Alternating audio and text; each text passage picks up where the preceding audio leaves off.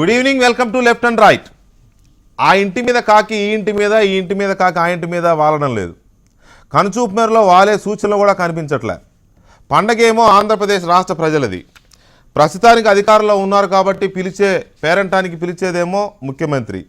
అలిగిన ప్రతిపక్ష నాయకుడు నేను రాను నువ్వు పిలిచినా అంటూ కొన్ని కారణాలు ఉన్నాయంటూ బహిరంగ లేఖ ఒకటి విడుదల చేశారు. ఆంధ్రప్రదేశ్ రాష్ట్రం మొత్తానికి సంబంధించిన ఒక అద్భుతమైన ఘట్టం, చరిత్రాత్మకమైన ఘట్టం, చరిత్రలో మళ్ళీ రాని ఘట్టం ఒకటి కనపడుతున్నప్పుడు జగన్మోహన్ రెడ్డి ఎందుకు ఇలా అలిగారు? ఇది అలక, నిరసన, లేక రాజకీయంగా చంద్రబాబు నాయుడిని చూడడం ఇష్టం లేకనా? ఇది వాళ్ళ జరుగుతున్న చర్చ. రాజధాని నిర్మాణానికి కూడా వెళ్ళలేనంత తప్పు ప్రభుత్వం వైపు నుంచి జరిగిందా? తప్పు జరిగితే మాత్రం జరిగిందాన్ని విమర్శించుకోవాలి, కానీ అంత పెద్ద చరిత్రాత్మకమైన ఒక సంబరాన్ని బహిష్కరించడం ఎంతవరకు సమంజసం? లేదు, జగన్మోహన్ రెడ్డి చేస్తున్న వాదనలోనే నిజముందా? ప్రభుత్వమే తప్పు చేస్తుందా? ఇదే ఇవాల్టి లెఫ్ట్ అండ్ రైట్లో డిబేట్.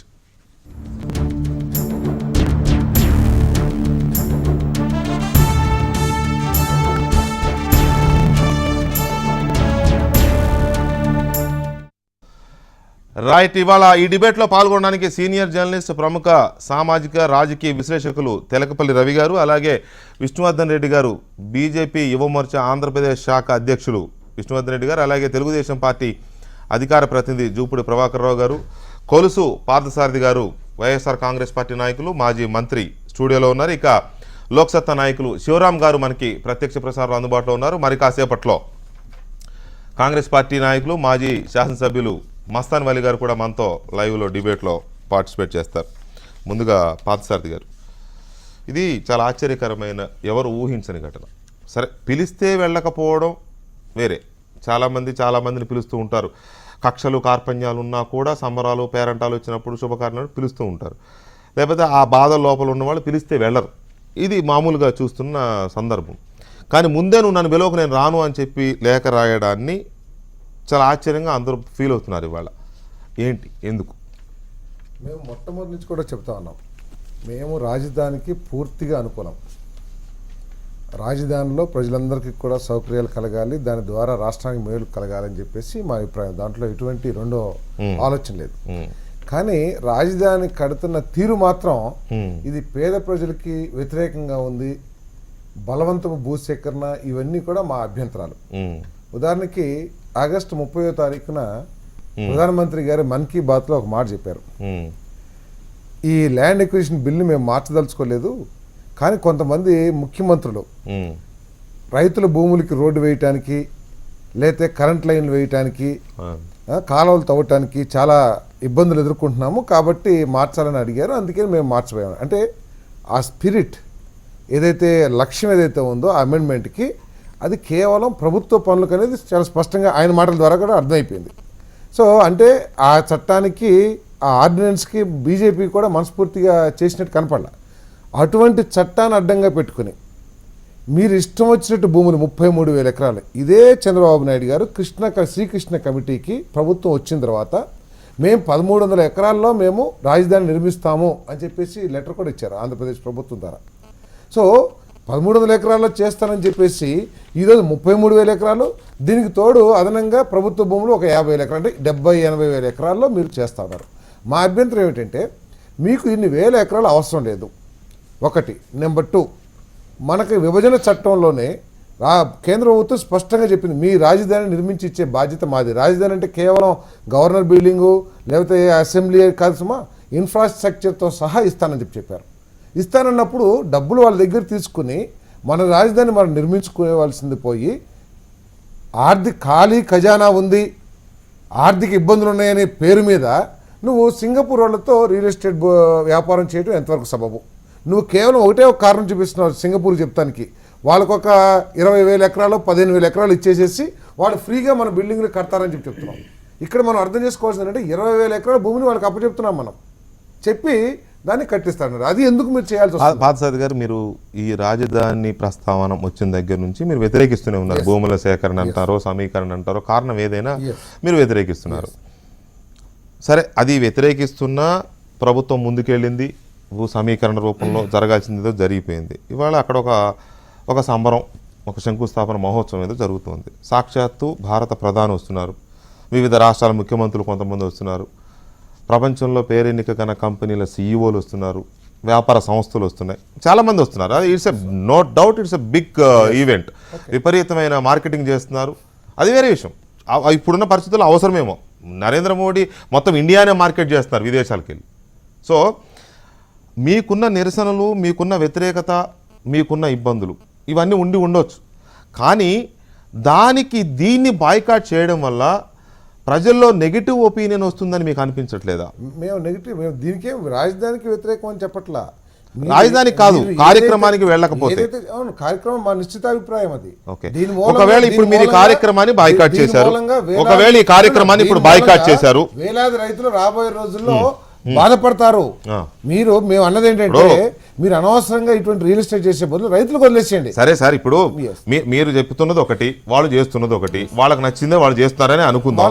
మీరు ఇప్పుడు ఈ కార్యక్రమాన్ని బాయ్కాట్ చేస్తారా, అది మీ ఇష్టం. ఓకే, రేపు అదే ప్రాంతంలో వీళ్ళు కట్టే రాజధానిలో, కట్టబోతున్న రాజధానిలో ఇంకొన్ని భవనాలు, కొన్ని కార్యక్రమాలు జరుగుతూ ఉంటాయి, మీటింగ్లను, సమావేశాలను, లేకపోతే అసెంబ్లీ రేపు శీతాకాల సమావేశాలు అక్కడే ఉంటున్నారు స్పీకర్ గారు, అక్కడ చెప్తున్నారు కాబట్టి మేము వెళ్ళమంటారా? దానికి ఎందుకు వెళ్ళాలి? సమస్యల కోసం పోరాటం చేస్తానికి వెళ్తాం. దీంట్లో మీరు ఆనందపడి సంతోషంగా మీరు సెలబ్రేట్ చేసుకోవాల్సినంత లేదనేది మా అభిప్రాయం. మీరు ఈ రాష్ట్ర ప్రజలను తాకట్టు పెట్టి మీరు రాజధాని కట్టినారనేది మా అభిప్రాయం. తప్పకుండా ఈ రాష్ట్ర రాజధాని నిర్మాణం కోసం జరుగుతున్న 144 సెక్షన్ పెట్టి కత్తి రైతు మీద పెట్టి మంత్రులందరినీ అక్కడ పెట్టి మార్కెటింగ్ అన్నారు. ఇందాక మార్కెటింగ్ చాలా అర్థాలు ఉంటాయి. మార్కెటింగ్ చేసుకోవడానికి రైతుల్ని మభ్యపెట్టి మీరు భూములు తీసుకున్నారు కాబట్టి దానికి వ్యతిరేకం. రైట్ ప్రభాకర్ గారు, రాజధాని నిర్మాణం కోసం చేస్తున్న శంకుస్థాపన అనేది పూర్తిగా వ్యతిరేకం, మాకు మేము చెయ్యం, మేము వెళ్ళాం అనే లేఖ మీరు చదివి ఉంటారు. ఇనిషియల్గా ఆ నిర్ణయాన్ని మీరు ఎలా చూస్తున్నారు? అసలు డీప్గా మళ్ళీ మనం పాయింట్ వైజ్ చర్చిద్దాం. అంటే ఇనిషియల్గా చూసినప్పుడు ప్రజాస్వామ్యంలో it is not a mature decision. ఇది మేము దీనికి బాయ్కాటింగ్ బ్లడీ శంకుస్థాపన అనేది it is a immature decision. So దాన్ని ఇంకా పారసారథి గారు లాంటి సీనియర్ నాయకులు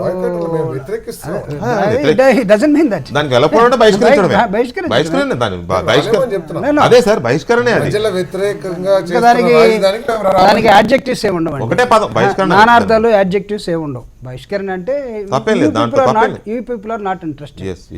but at the same time ఏం చెప్పడానికి ప్రయత్నిస్తున్నారంటే మాజీ మంత్రి వర్యులే చెప్తున్నారు, మోడీ గారే భూసేకరణ దానిలో నిర్ణయం మార్చుకున్నాడు. కానీ అదే మోడీ గారు ఇక్కడికి వస్తున్నారు. మీరు ఎవరినైతే అప్లై చేస్తున్నారో ఆయన నిర్ణయం మార్చుకున్నారు, అదే మోడీ గారు ఇష్టపూర్వకంగా వస్తున్నాడు. మోడీ గారు రారని నిన్నటిదాకా మీలాంటి వాళ్ళే ప్రచారం చేశారు. బట్ ఈరోజు సో ఈరోజు మోడీ గారు వస్తున్నారు. మోడీ గారు వస్తున్న దేశ ప్రధాని మోడీ గారు అంటే it's not just like that. So ఇతర దేశాల నుంచి ఎవరు వస్తున్నారని కొంచెం సేపు పక్కన పెడదాం. డెమోక్రటిక్ ప్రాసెస్ మోడీ గారిని మనం ఒక ప్రధానిగా కాదు, ఆల్రెడీ ఒక రాజధాని నిర్మించిన నిర్మాతగా కూడా చూడొచ్చు. రాజధానిగా చేసినప్పుడు ఇటువంటి విధానాలు అవలంబించారా? తెలియదు. ఆయనకి తెలుసు కదా, ఆయన ఎక్స్పీరియన్స్ ఉంది.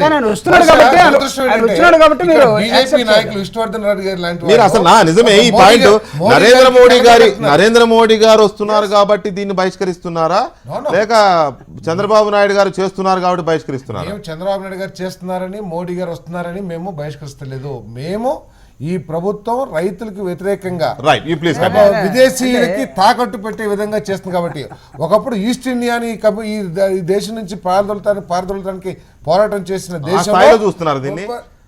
అమరావతి నిర్మాణాన్ని బ్రిటిషర్స్ మన దేశాన్ని ఆక్యుపై చేస్తున్న స్థాయిలో సిస్టమ్ ఏమిటి? ఈస్ట్ ఇండియా కంపెనీ కూడా ఇట్లా వ్యాపారాలకు వచ్చింది. అప్పుడు కూడా చిన్న ఒకటే షిప్ లో వచ్చారు. సో అంటే వీళ్ళు మారినటువంటి పరిస్థితులను ఏమాత్రం అర్థం చేసుకోకుండా మొండివాదంతో ముందుకెళ్తున్నారు. అందుకని నేను చెప్తే ఇది ప్రజాస్వామ్యాన్ని. ప్రజాస్వామ్యంలో అనివార్యంగా నేను అడుగుతా ఉన్నా, ఈ రాష్ట్రాన్ని విడగొట్టొద్దు అని అందరూ పోరాడినా పార్లమెంట్ విడగొట్టింది. మీరు పోరాడారు.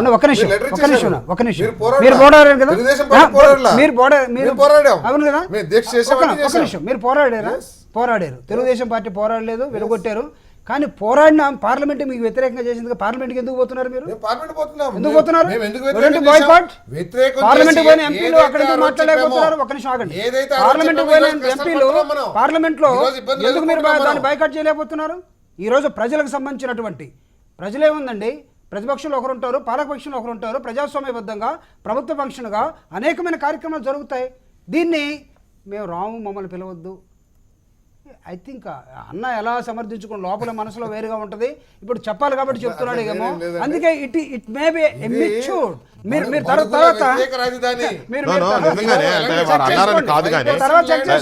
దయచేసి పాసాద్ గారు ఇప్పుడు గుంటూరు జిల్లాలో, అలాగే పక్కనున్న కృష్ణా జిల్లాలో, అటు పక్కనున్న ఒంగోలు జిల్లాలో, ఆ సరౌండింగ్స్లో ఉన్న నెల్లూరు జిల్లాలో కానీ, లేకపోతే గోదావరి, మొత్తంగా రాష్ట్రం మొత్తంగా వైఎస్ఆర్ కాంగ్రెస్ పార్టీకి సంబంధించిన కార్యకర్తలందరూ ఈ నిర్ణయాన్ని స్వాగతిస్తున్నారా?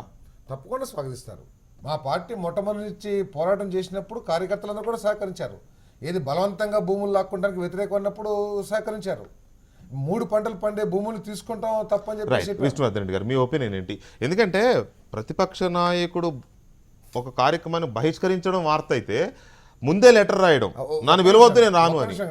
అసలు మేమిద్దరం కూడా దాన్ని వ్యతిరేకించాలి. ఎందుకంటే ఈ సిఆర్డిఏ రూల్ ప్రకారం కేవలం 5% మొత్తం భూమిలో కాదు, డెవలప్డ్ ఏరియాలో 5% భూమి మాత్రమే బడుగు బలైన వర్గాలకి అలాట్ చేస్తాము అని చెప్పి సిఆర్డిఏ దాంట్లో వెళ్దాం, మనం కావాలంటే ఇంకా డీటెయిల్గా వెళ్దాం. ఇనీషియల్గా దీన్ని బహిష్కరించడం అనేది ఎలా చూడవచ్చు?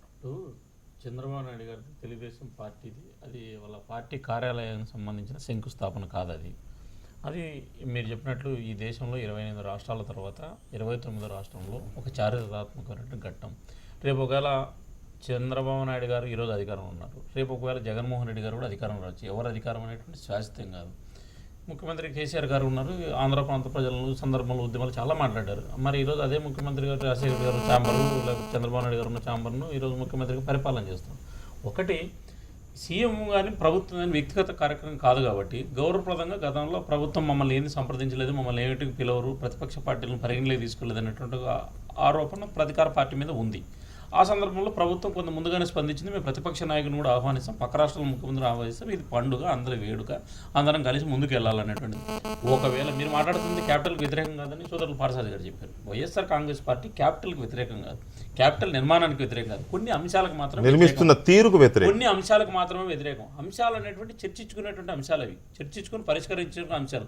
ఒకవేళ పరిష్కరించకపోతే మీరు చెప్తున్నారు కదా 3 సంవత్సరాల తర్వాత మేము అధికారంలోకి వస్తాం, మీరు భయపడద్దని, 3 ఏళ్ళ తర్వాత ఇవన్నీ మార్చేస్తామని చెప్తున్నారు కదా, మార్చేసుకోవచ్చు. కొత్త రాజధాని కడతారు. ఇంకోటి మీరు ఎలా చెప్తారు? తీసుకెళ్లి కడపలోనో ఇంకో చోట కడతారు రాజధాని. అంటే వారు అంటున్న మాట అయితే అలాగే ఉంది. మేము అధికారంలోకి వచ్చిన తర్వాత మీరు అలాగే అన్నారు. మీరు అన్నది మేము అధికారంలోకి వస్తాం, భగవంతుడు పైన ఉన్నాడు, నో భగవంతుడు పైన ఉన్నాడు, భగవంతుడు చూస్తున్నాడు, నేనే ముఖ్యమంత్రిని అవుతా, నేను ముఖ్యమంత్రిని అయిన తర్వాత మీ భూములు ఎలా లాక్కున్నారో అలాగే ఇచ్చేస్తా. అంటే ఏంటి? 3 ఏళ్ల తర్వాత మీరు భూములు వాళ్ళకి తిరిగి ఇచ్చేస్తారా? రాజధాని తీసుకెళ్ళి ఇంకో చోట కడతారా? రాజధాని తీసుకెళ్ళి ఇంకో చోట కడతారా? అప్పుడు చంద్రబాబు నాయుడు గారు రారు మీ శంకుస్థాపన మహోత్సవానికి. నేను చెప్పేది, ఎవరి దగ్గర అయితే బలవంతంగా భూములు లాక్కున్నారో వారి భూములు ఇస్తామని చెప్తున్నారు. ఎలా ఇస్తారు? వీళ్ళు కట్టేస్తారు కదా అప్పటికి ఏదో ఒకటి. 33,000 ఎకరాలు కట్టేస్తారా? ఏమో పునాదులు తీసి పక్కన పెడతారు, పునాదులు తీసి పెడతారేమో. రైట్. ఇష్టం. నేను ఆ పాయింట్ ఎందుకు కోట్ చేశానంటే, వీరు విశాఖపట్నంలో ఒక ఎయిర్పోర్ట్ సంబంధించినటువంటి రైతులను పరామర్శించే సందర్భంలో భోగాపురం రైతులతో మాట్లాడిన సందర్భంలో జగన్మోహన్ రెడ్డి గారు చేసినట్టు వ్యాఖ్యలను ఉద్దేశించి ఆయన అంశాన్ని, నేను మాట్లాడిన విషయాన్ని మాత్రమే నేను చెప్పిన, అంటే క్యాపిటల్ సంబంధించి కదా. అంటే ఏదన్నా ప్రభుత్వం వ్యతిరేకంగా నిర్ణయాలు తీసుకునే సందర్భంలో మేము అధికారంలోకి వచ్చిన తర్వాత దీన్ని మేము పునర్పరిశీలిస్తాం, మీకు న్యాయం చేస్తామని చెప్పడం జరుగుతుందనే విషయాన్ని కోడ్ చేసింది క్యాపిటల్ గారు. ఒక్కటి నిన్న దీక్ష చేసేది జగన్మోహన్ రెడ్డి గారు, దేనికి? ప్రత్యేక హోదా కావాలని దీక్ష చేసి. ఎవరితో మాట్లాడాలో? ప్రత్యేక హోదాకు సంబంధించి ఆంధ్రప్రదేశ్ ముఖ్యమంత్రి ఏమి నిర్ణయం తీసుకోవాలి, ప్రధానమంత్రి నిర్ణయం తీసుకోవాలి. మీరే చెప్తున్నారు. రేపు దీక్ష మన క్యాపిటల్ నిర్మాణానికి వస్తే ఒక ప్రతిపక్ష నాయకుడిగా ప్రధానమంత్రి చర్చించేటువంటి అవకాశాలు కూడా దొరుకుతాయి, మాట్లాడచ్చు. నువ్వు క్యాపిటల్లో ఒక్క నిమిషం పర్సది, మీరు క్యాపిటల్లో మీరు ఏవైతే ఇప్పుడు మీరు రేఖ రాసినటువంటి అంశాలు ఏవైతే మీరు 9 పాయింట్లు ప్రభుత్వం ముందర పెట్టారో, మీరు 8 పాయింట్లు, ఇవన్నీ కూడా ప్రధానమంత్రితో కూడా మాట్లాడచ్చు, ఇదే మెమరాండం వారికి ఇవ్వచ్చు. అంటే ఒక్కటి వెంకటకృష్ణ గారు, ప్రతిపక్ష పార్టీ నాయకుడు జగన్మోహన్ రెడ్డి గారు, ఆయన కూడా పార్సాది గారి మాదిరి మాజీ మంత్రిగా పనిచేసిన అనుభవం కానీ, లేకపోతే ఆ పార్టీలో ఉన్నటువంటి సీనియర్ నాయకులు బొత్స గారు లాంటి మంత్రులుగా పనిచేసిన లేదా అనుభవం కలిగినటువంటి వ్యక్తులు కానీ, లేకపోతే ఉన్న అనుభవమైన వ్యక్తులతో కానీ చర్చించి నిర్ణయం తీసుకొని లేఖ రాసినట్టు నేను భావించాను. వాళ్ళందరినీ అడగకుండా చర్చించకుండా నా అభిప్రాయం చెప్తున్నా. ఎందుకంటే నిజంగా ఇట్లాంటి వాళ్ళని అడిగినంటే పార్థసారథి గారు లాంటి వాళ్ళను వీరికి అనుభవం ఉంది. వాళ్ళు శాసనసభ్యులుగా లేదా మంత్రులుగా పనిచేసినట్టు అనుభవం ఉంది. ఇది ఆయనంతగా ఆయన నిన్న ఆసుపత్రి నుంచి వచ్చిన తర్వాత కూర్చొని సొంతంగా, ఇంకా ఇప్పుడు కొంతమంది నేను పేర్లు రివైల్ చేయలేదు, ఆయనే సొంతంగా స్వహస్తాలతో రాశాడు ఇది లేక అని కూడా కొంతమంది ఎవరో చెప్పారు. అంటే ఒకటి అంటే ఇలాంటి వారిని సంప్రదించి ఉంటే లేక వచ్చి ఉండేది కదా. సంప్రదించింటే వీళ్ళు ఇంకొక రకమైనటువంటి సూచన ఇచ్చేటువంటి వాళ్ళు. జగన్మోహన్ రెడ్డి గారు మంచిదే సంప్రదించింటే జగన్మోహన్ రెడ్డి గారు తీసుకున్నటువంటి చారిత్రాత్మక తప్పుడు నిర్ణయంలో పార్థసారథి గారు కూడా భాగస్వాములు అవుతారు. ఒకవేళ జగన్మోహన్ రెడ్డి గారు పార్థసారథి గారు మాట్లాడి పార్థసారథి గారు కూడా ఇదే సూచన సలహా ఇచ్చింటే నా దృష్టిలో ఒక యోగ్యుడు, శాసనసభలో పనిచేసిన ఒక అనుభజ్ఞుడు, ఈ రాష్ట్రంలో మంత్రిగా పనిచేసినటువంటి ఒక తెలివైనటువంటి రెడ్డి యాదవ్ గారి కుమారుడు, రాజకీయ పరిజ్ఞానం కలిగినటువంటి ఒక వ్యక్తి నిజంగా ఇట్లాంటి యొక్క చారిత్రాత్మక తప్పులో భాగస్వామి అయిండడు నా అభిప్రాయం. అయినా నేను అయినాను విష్ణు, నేను దాంట్లో కూర్చున్నాను, నేను మాట్లాడినాను అంటే అది వాళ్ళ వ్యక్తిగతం. నేనే రాయించాను అంటే మాకే ఒకటి వెంకటకృష్ణ గారు అప్పుడు అయిపోలేదు ఒక్కటే కన్క్లూడ్ చేస్తాను. ఆంధ్రప్రదేశ్లో ఒక దురదృష్టమైనటువంటి సాంప్రదాయం కొనసాగుతుంది. ఏంటంటే పిలిస్తే మేము రామంటారు, పిలవకపోతే మమ్మల్ని పిలవలేదంటారు. ప్రతిపక్ష పార్టీ యొక్క వ్యవహార శైలి మారాల్సినటువంటి అవకాశాన్ని జగన్మోహన్ రెడ్డి గారు మీరు నిర్ణయం తీసుకునే ముందు పిలవాలి. ఈ విధంగా చేస్తారు ఎట్లా జరిగిందో మీకు తెలీదా? అసెంబ్లీలో చర్చ ఏ విధంగా జరిగిందో మీకు తెలీదా?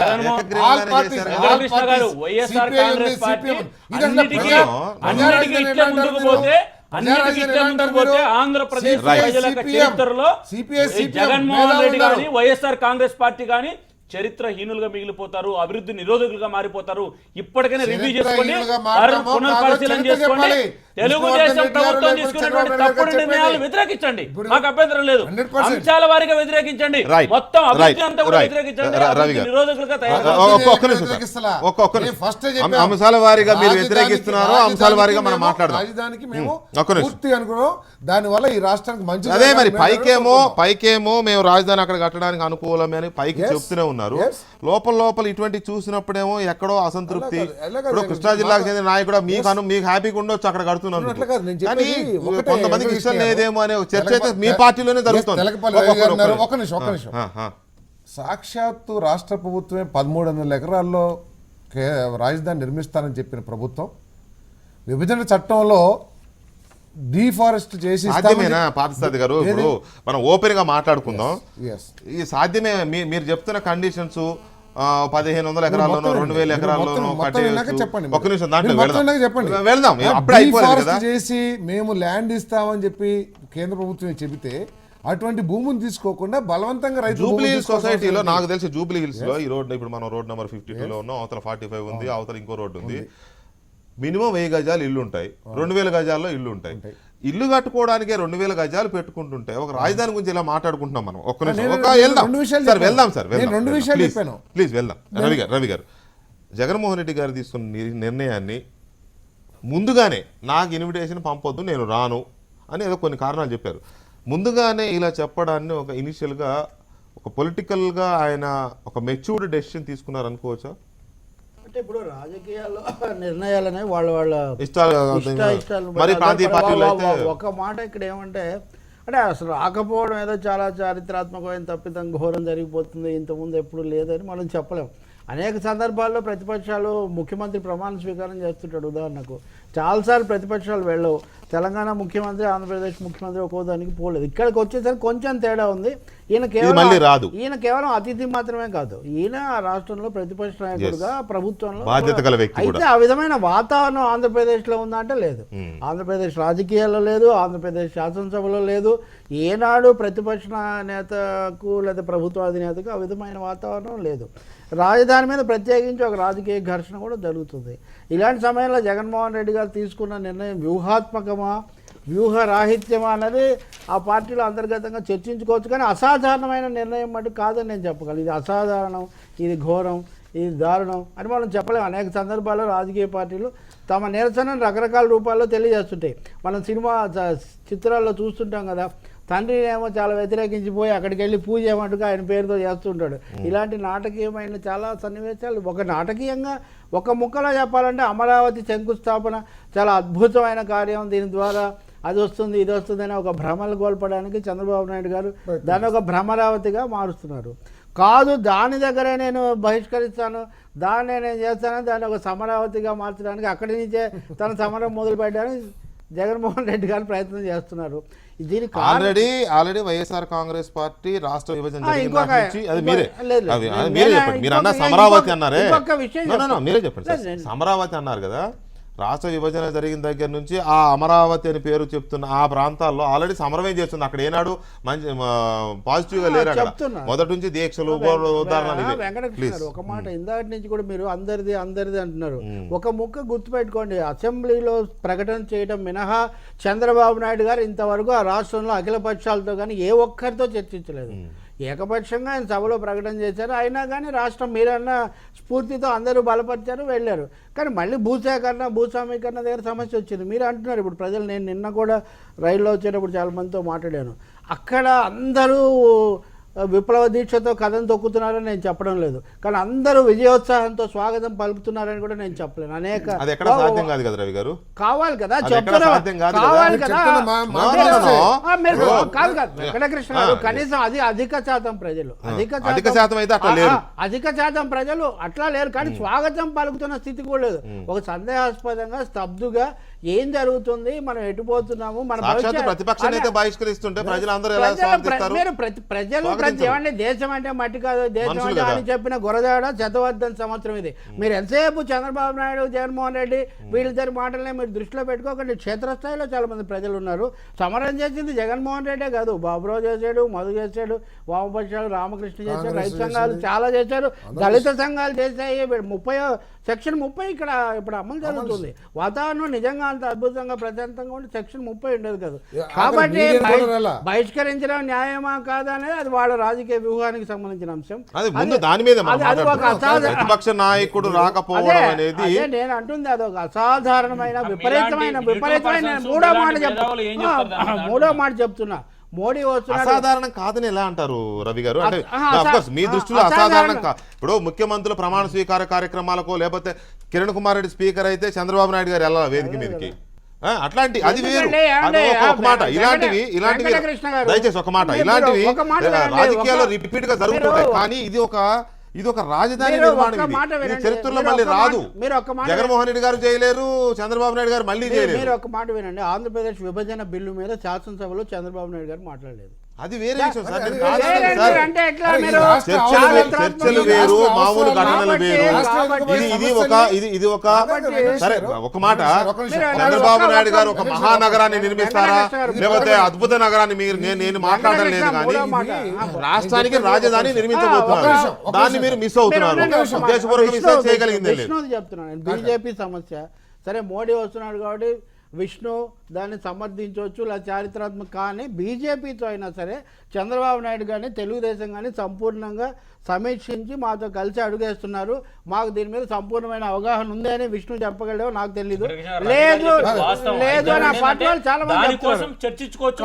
కాబట్టి ఆంధ్రప్రదేశ్ సమస్య, మనకున్నటువంటి ఇబ్బందులు, వ్యక్తిగతమైన కోపతాపాలను ప్రజా రాజధాని లేకపోతే మనం కట్టుకున్నటువంటి క్యాపిటల్లో అందరూ రేపు నేను ఒక్కటే పాయింట్ అడుగుతున్నా. రేపు చంద్రబాబు నాయుడు గారు 3 సంవత్సరాలు అయితే ముఖ్యమంత్రి ఉంటారు, ప్రజలు మ్యాండేట్ ఇచ్చారు. నిజంగా 3 సంవత్సరాల తర్వాత ఒక ఎన్నికలు జరిగితే మా రాజకీయ మార్పులు జరగచ్చు. ఒకవేళ ముఖ్యమంత్రిగా ఆ రోజు చంద్రబాబు నాయుడు ప్లేస్ లో జగన్మోహన్ రెడ్డి గారు వస్తే ఈ రోజు భూసేకరణ చేసినటువంటి ప్రాంతంలో నిర్మాణాలు జరిగినటువంటి ప్లేస్ కు జగన్మోహన్ రెడ్డి గారు పోరా అంటే ఒకటి రాజకీయ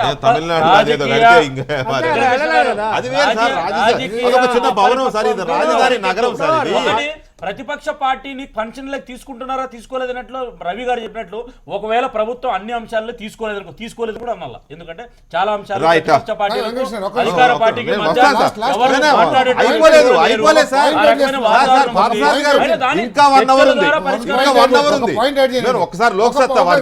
ఒక పాయింట్ యాడ్ చేయండి. మీరు ఇందాక అన్నారు చరిత్రలో మళ్ళీ రాని సంఘటన అని చెప్పేసి. రాష్ట్ర విభజన సమయంలో అసెంబ్లీలో చర్చ జరుగుతుంటే చంద్రబాబు నాయుడు గారు కనీసం మాట్లాడలా. రాష్ట్రం దీని మూలంగా విభజన మూలంగా రాష్ట్రం ఎదుర్కొపోయే సమస్యలు కానీ, ఒకవేళ మీ పార్టీ విభజనకు అనుకూలమైతే ఇది చేయండి అని చెప్పేసి డిమాండ్ చేయటం కానీ పదపద్దాకా రాదుగా. రాష్ట్ర విభజన అనేది చర్చ అనేది పద్దాకా రాదుగా అసెంబ్లీలో. మరి ఆ రోజు ఎందుకు వదిలేశారు? ఎవరు మాట్లాడారు? చంద్రబాబు నాయుడు గారు ఇంకెవరు మాట్లాడారు, అందరూ మాట్లాడారు. అన్ని పార్టీలు తప్పన ఎవరు మాట్లాడారు? కిరణ్ కుమార్ రెడ్డి గారు కూడా శివ న్యూస్ దాకా ఆపేస్తాం అని చెప్పి మీ స్టాండ్ చెప్పాలి కదా. మేము ఏమంటున్నాం? తెలంగాణ ఎంపీలు, తెలంగాణ ఎమ్మెల్యేలు, తెలంగాణ వాదులు తప్ప మీ వాళ్ళు ఎవరు మాట్లాడారు? ఎవరు మాట్లాడలేదు సార్. ఈవెల్ సిపిఎం కూడా మాట్లాడారు. చేసేది మీరే చేసుకోండి అని చెప్పి ఇంట్లో కూర్చున్నారు. అసలు ఆ విషయంలో మాట్లాడే అర్హత ఎవరికి లేదు. It is wrong. ఆ మాట్లాడే అర్హత ఎవరికి లేదు, చెప్పే తప్పు ఎవరికి లేదు. రైట్. లోక్సత్తా శివరామ్ గారు, శివరామ్ గారు గుడ్ ఈవినింగ్ అండి. నమస్తే, చెప్పండి. జగన్మోహన్ రెడ్డి గారి డెసిషన్ ఎలా చూడొచ్చు? బ్రాడ్గా వాంట్ మేక్ 2-3 పాయింట్స్ అండి. పార్సారథి గారు, మీరు ఇప్పుడు రాజధాని నిర్మాణం విషయంలో మేము చాలా విషయాల్లో వ్యతిరేకిస్తున్నాం కాబట్టి మేము పార్టిసిపేట్ చేయట్లేదు అని చెప్పి మీరు అంటున్నారు. మీరు ఇప్పుడు వారితో ఎలక్షన్లో పోట్లాడినప్పుడు మీరు ఒక ఎజెండాతో పోట్లాడారు, ఆయన ఒక ఎజెండాతో పోట్లాడారు, ప్రజలు ఆయన కొన్ని ఎక్కువ సీట్లు ఇచ్చారు, ఆయన ప్రభుత్వంలోకి వచ్చారు. అంటే ఇంకా ఆయనతో మాట్లాడటం మానేస్తారు మీరు? ఇంకా మీరు అసలు దేంట్లోనూ పార్టిసిపేట్ అది కాదు కదా. ఇప్పుడు మీరు రాజధాని నిర్మాణంలో మీరు ఎన్నైతే పాయింట్స్ ఎత్తి చూపించారో అంతకంటే ఎక్కువ పాయింట్లు మేము ఎన్నోసార్లు మాట్లాడామండి. ప్రభాకర్ గారు కూడా చెప్తున్నామండి, అసలు రాజధానికి ఎంత ల్యాండ్ అవసరము, దేనికి వాడతారన్నది ఏ రోజు కూడా పబ్లిక్గా అసెంబ్లీలో కానీ అన్ని అఖిలపక్షంతో కానీ డిస్కస్ చేసిన పాపాన పోలేదు. రెండు, అసలు ప్రపంచం మొత్తంలోకి ఇన్ఫ్రాస్ట్రక్చర్ ఫీల్డ్లో భారతదేశం నుంచి ఎస్పెషల్లీ ఆంధ్రా నుంచి కంపెనీలు వెళ్ళి కడుతుంటే ఎక్కడో సింగపూర్ నుంచో మలేషియా నుంచి వచ్చి ఇక్కడికి మన క్యాపిటల్ కడుతున్నారంటే అది నవ్విపోతున్నారండి. అసలు ఏంటి ఎజెండా? సింగపూర్లోనూ దుబాయ్లో రావడం కొత్త ఏం కాదండి మన తెలుగు రాష్ట్రాలకి. కాబట్టి ఇష్యూ అది కాదు. ఇక్కడ మనం ఆ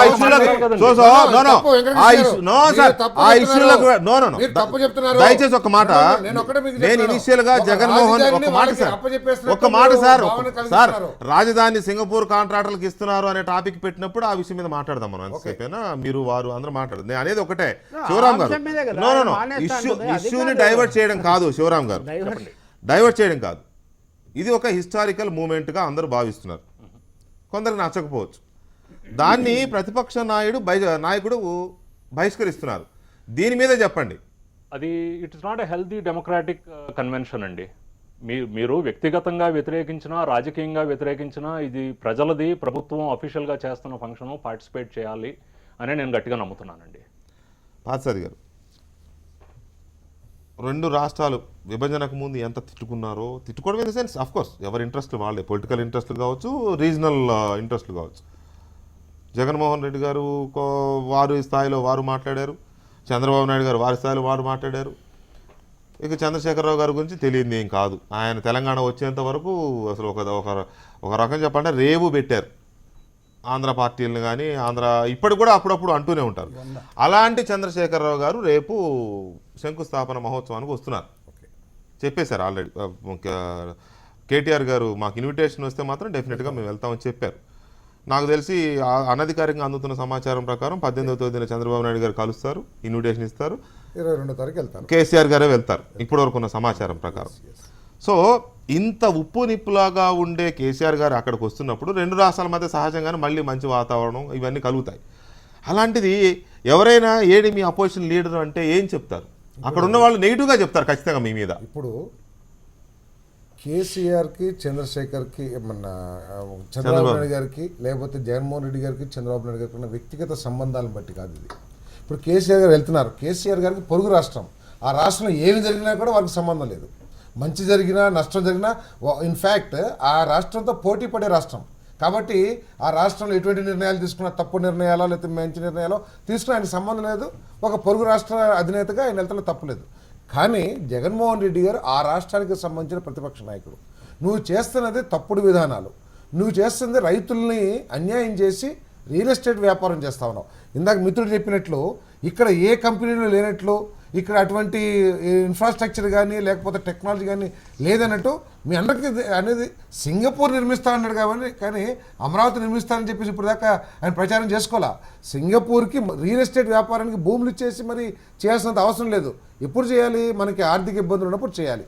అన్ని అవకాశాలు, ప్రత్యేక హోదాకు అవకాశం ఉంది, లేదు మన కేంద్ర ప్రభుత్వాన్ని రిక్వెస్ట్ చేసి రాజధానికి కావాల్సిన నిధులు తెచ్చుకుని ఆ నిధులతో కట్టడానికి అవకాశం ఉంటుంది. పూర్తిగా భారతీయత కలిగిన రాజధాని మనం నిర్మాణం చేసుకోవచ్చు. నువ్వు ఎంతసేపు సింగపూరు, జపాన్ ప్రభాకర్ వాళ్ళకి చేయాల్సిన లోకల్ గా అవసరం ఉంది. ఇన్ని కంపెనీలు ఉండగా ఇంతమంది కాంట్రాక్టర్లు ఉండగా మీకు సింగపూర్ ఎందుకు గుర్తొస్తుంది? అంతేనా? అదే కదా మరి ఇది అందులో ఒకవేళ సింగపూర్ మీద లోక్సత్తా ఆయన అన్న అదే, ప్రసాద్ గారిది అన్న అదే కదా. సింగపూర్ మీద మాత్రమే మీకు దురభిప్రాయం ఉంటే సింగపూర్ వస్తుంది కాబట్టి మేము రావట్లేదని ఎక్కడ చెప్పలేదు తన లేఖలో. అవును.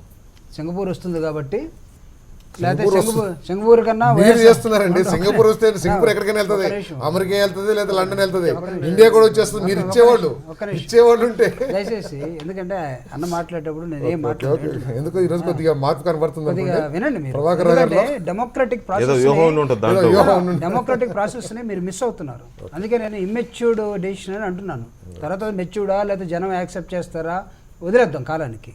ఇక్కడ ఎందుకు చెప్తున్నానంటే, సింగపూర్ వస్తుంది కాబట్టి నేను వ్యతిరేకిస్తున్నానని వైఎస్ఆర్ కాంగ్రెస్ పార్టీ అదొక ఎక్కడ పాయింట్. చెప్పలేదు. అన్ని కాదు, అదొక చెప్పలేదు. రెండోది, ఈ వాళ్ళు పెట్టినటువంటి 4 పాయింట్లలో మీరు 8 పాయింట్లు మీరు చూసే ఉంటారు. 7వ పాయింట్ చాలా విచిత్రమైనటువంటి పాయింట్. మీ వాళ్ళని బినామీలుగా పెట్టుకొని రాజధాని ప్రాంతంలో 100 ఎకరాలు కొనుగోలు చేయించి వారి భూములు వదిలేసి పేదల భూములు మాత్రమే ఇష్టం లేకపోయినా లాక్కున్న మీ వైఖరికి నిరసనగా అన్నారు. ఇలా ఈ పాయింట్స్ని దయచేసి మీరు చర్చకి పెట్టండి. ఎందుకంటే 8 పాయింట్లు రాశారు. 8 కాదు, 8 ఏంటి అనేది ఇక్కడ తేలాల్సిన అవసరం ఉంది. పేదల భూములు మాత్రమే లాక్కొని మిగతా మీ బినామీల భూములు వదిలేశారు. నేను అడుగుతున్నా, ఏ పేదలు? ఆ పేదల తరపున మీరు ఎప్పుడైనా పోరాడారా? ఆ పేదలను మీరు ఎప్పుడైనా సమీకరించారా? ఒక నిమిషం ఏ రోజు చూసారా? ఒకరోజు ఒక ధర్నా చేయటం, బయటికి రావటం కాదండి. What is your validity? మీ ఆర్గ్యుమెంట్కి వ్యాలిడిటీ ఎక్కడుంది? మీరు సింగపూర్ని చూపిస్తున్నారు. నేను అడుగుతున్నా, ఇదే లేఖని ప్రధానమంత్రికి ఎందుకు రాయలేదు? నేను రావట్లేదు, నువ్వు కూడా రావడానికి అవకాశం లేదని. ఇదే లేఖని కేసీఆర్కి ఎందుకు రాయలేదు? ఇదే లేఖని నిన్న మీ దీక్షకు వచ్చి మీకు సహకరించినటువంటి లెఫ్ట్ పార్టీలకు ఎందుకు రాయట్లేదు? బహిరంగ లేకుండా అందరికి వెళ్తుంది కదా. అందరికి ఎందుకు? చంద్రబాబు నాయుడు గారికి అడ్రస్ చేసింది కాదండి, చంద్రబాబు నాయుడు గారికి ఇది మీరు చేస్తున్నారు కాబట్టి నేను రావట్లేదు. దెన్ మీరు యూఆర్ సో ఎకో సిస్టంలో ఉన్న ఫ్రెండ్లీ అయితే మీరు ఎందుకు అడగండి? ఇది అందరూ కూడా వర్తిస్తుంది కదా. మీ వాదన తెలియాలి కదా. ఎట్లా పద్ధతుల్లో మీరు వెళ్ళిపోతారు. అన్న మానసికంగా ప్రిపేర్ లేడు ఇక్కడ మాట్లాడటానికి. ఏదో విష్ణు చెప్పింది 100% కరెక్ట్. నేను చెప్తున్నాను, ఎందుకంటే ఇలాంటి అనుభవం ఉండి ఏదైనా ఉన్నట్లయితే. సో వెంకటకృష్ణ గారు, ఇది నేను ఎందుకు మీరు చూడన్నానంటే, కాదు, ఇది ఇందాక రవి గారు చెప్పినట్టుగా పార్లమెంట్ అఫైర్స్ లో అప్పుడప్పుడు సభని బాయ్కాట్ చేయటం, మళ్ళీ టీ బ్రేక్ తర్వాత రావటం, మామూలుగా రావటం వేరు. This is not like a parliament అండి. It is historical event. ఎవరికి హిస్టారికల్ ఈవెంట్ అని మీరు ప్రశ్నిస్తే మళ్ళీ దాని లోతుల్లో కూడా వెళ్దాం. కానీ ఇది ప్రతిపక్షమైన పాలకపక్షమైన ప్రజాస్వామ్యబద్ధంగా ప్రభుత్వం చేస్తున్నటువంటి ఫంక్షన్ని మీరు అసెంబ్లీలో మేము మాట్లాడలేదు, దీన్ని బాయ్కాట్ చేస్తున్నాం అని పోతే పోవచ్చు, కానీ దీన్ని మీరు బాయ్కాట్ చేయలేరు, చేయకూడదు. ఎందుకు చేయకూడదంటే, రేపు మీకు ఓట్లేసినటువంటి ప్రజలే మా తరపున నువ్వు ప్రధానమంత్రిని నిరాహార దీక్ష చేశావు, మాకు ప్రత్యేక హోదా కావాలని. అదే ప్రధానమంత్రి వస్తుంటే నీకు మైక్ పట్టుకునే అవకాశం ఉన్నప్పుడు, నువ్వు మాట్లాడే అవకాశం ఉన్నప్పుడు దాని నుంచి నువ్వు పారిపోయి నువ్వు ఏ విధంగా చెప్తావు? మాకు ఎలా నాయకుడు ఇస్తావు? మీ నాయకత్వం మీద మేము ఎలా విశ్వాసం కలిగి ఉండాలి? ఎవరితో మాట్లాడాలి? ఎక్కడ మాట్లాడాలి? ప్రభాకర్ రావు గారు కాదన్నా, మీరు తప్పు చేస్తున్నారు. చంద్రబాబు నాయుడు గారు సొంత ఫంక్షన్ కాదు ఇది, విష్ణు చెప్పినట్టుగా, లేకపోతే పార్టీ ఫంక్షన్ కాదు. It's a public issue. ఈ రోజు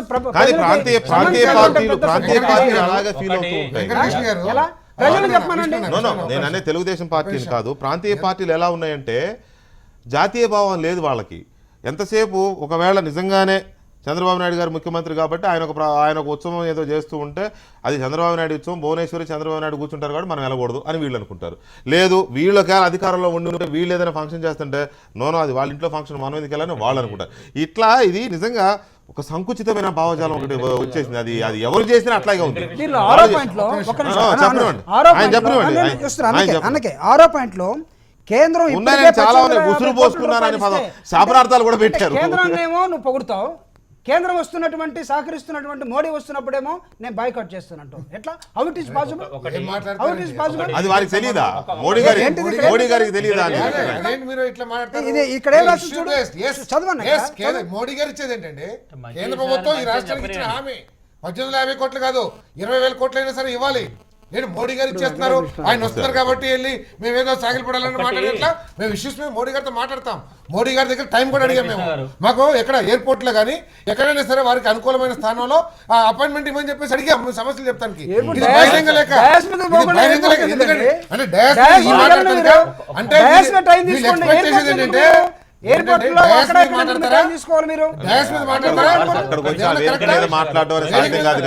అయితే మెమోరాండం ఇస్తారేమో అంతకుమించి వేదిక మీద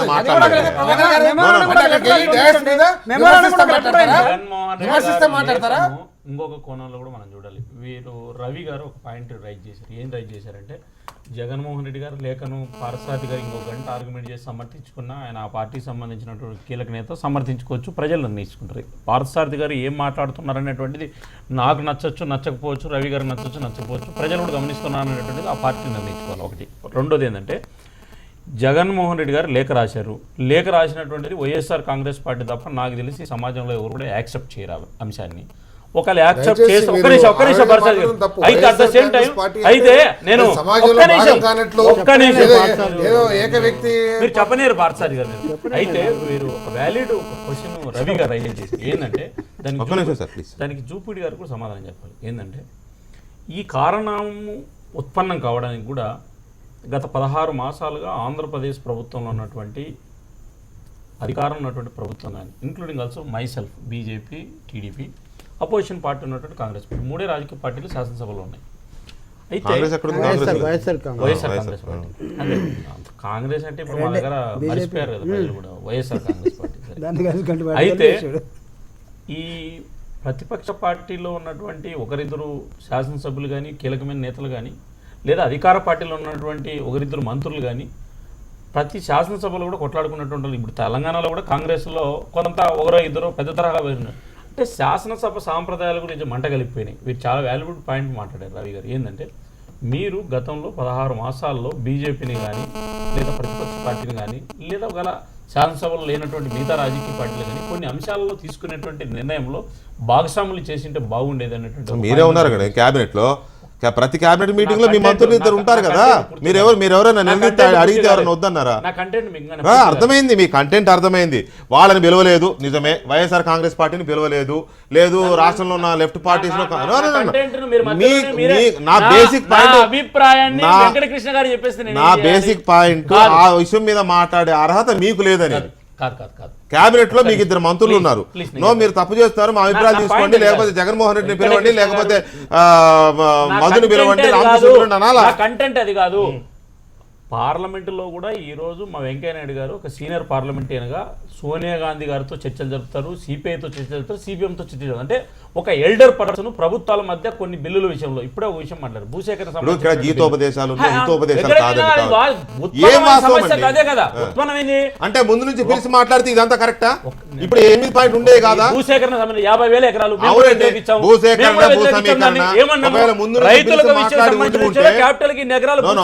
ఇవన్నీ మాట్లాడి ఉండి ఉంటే ముందు నుంచి ఇప్పుడు ఈ సమస్యలు ఉండేవి కదా. ఇదంతా రైటా? చంద్రబాబు నాయుడు చెప్పారు.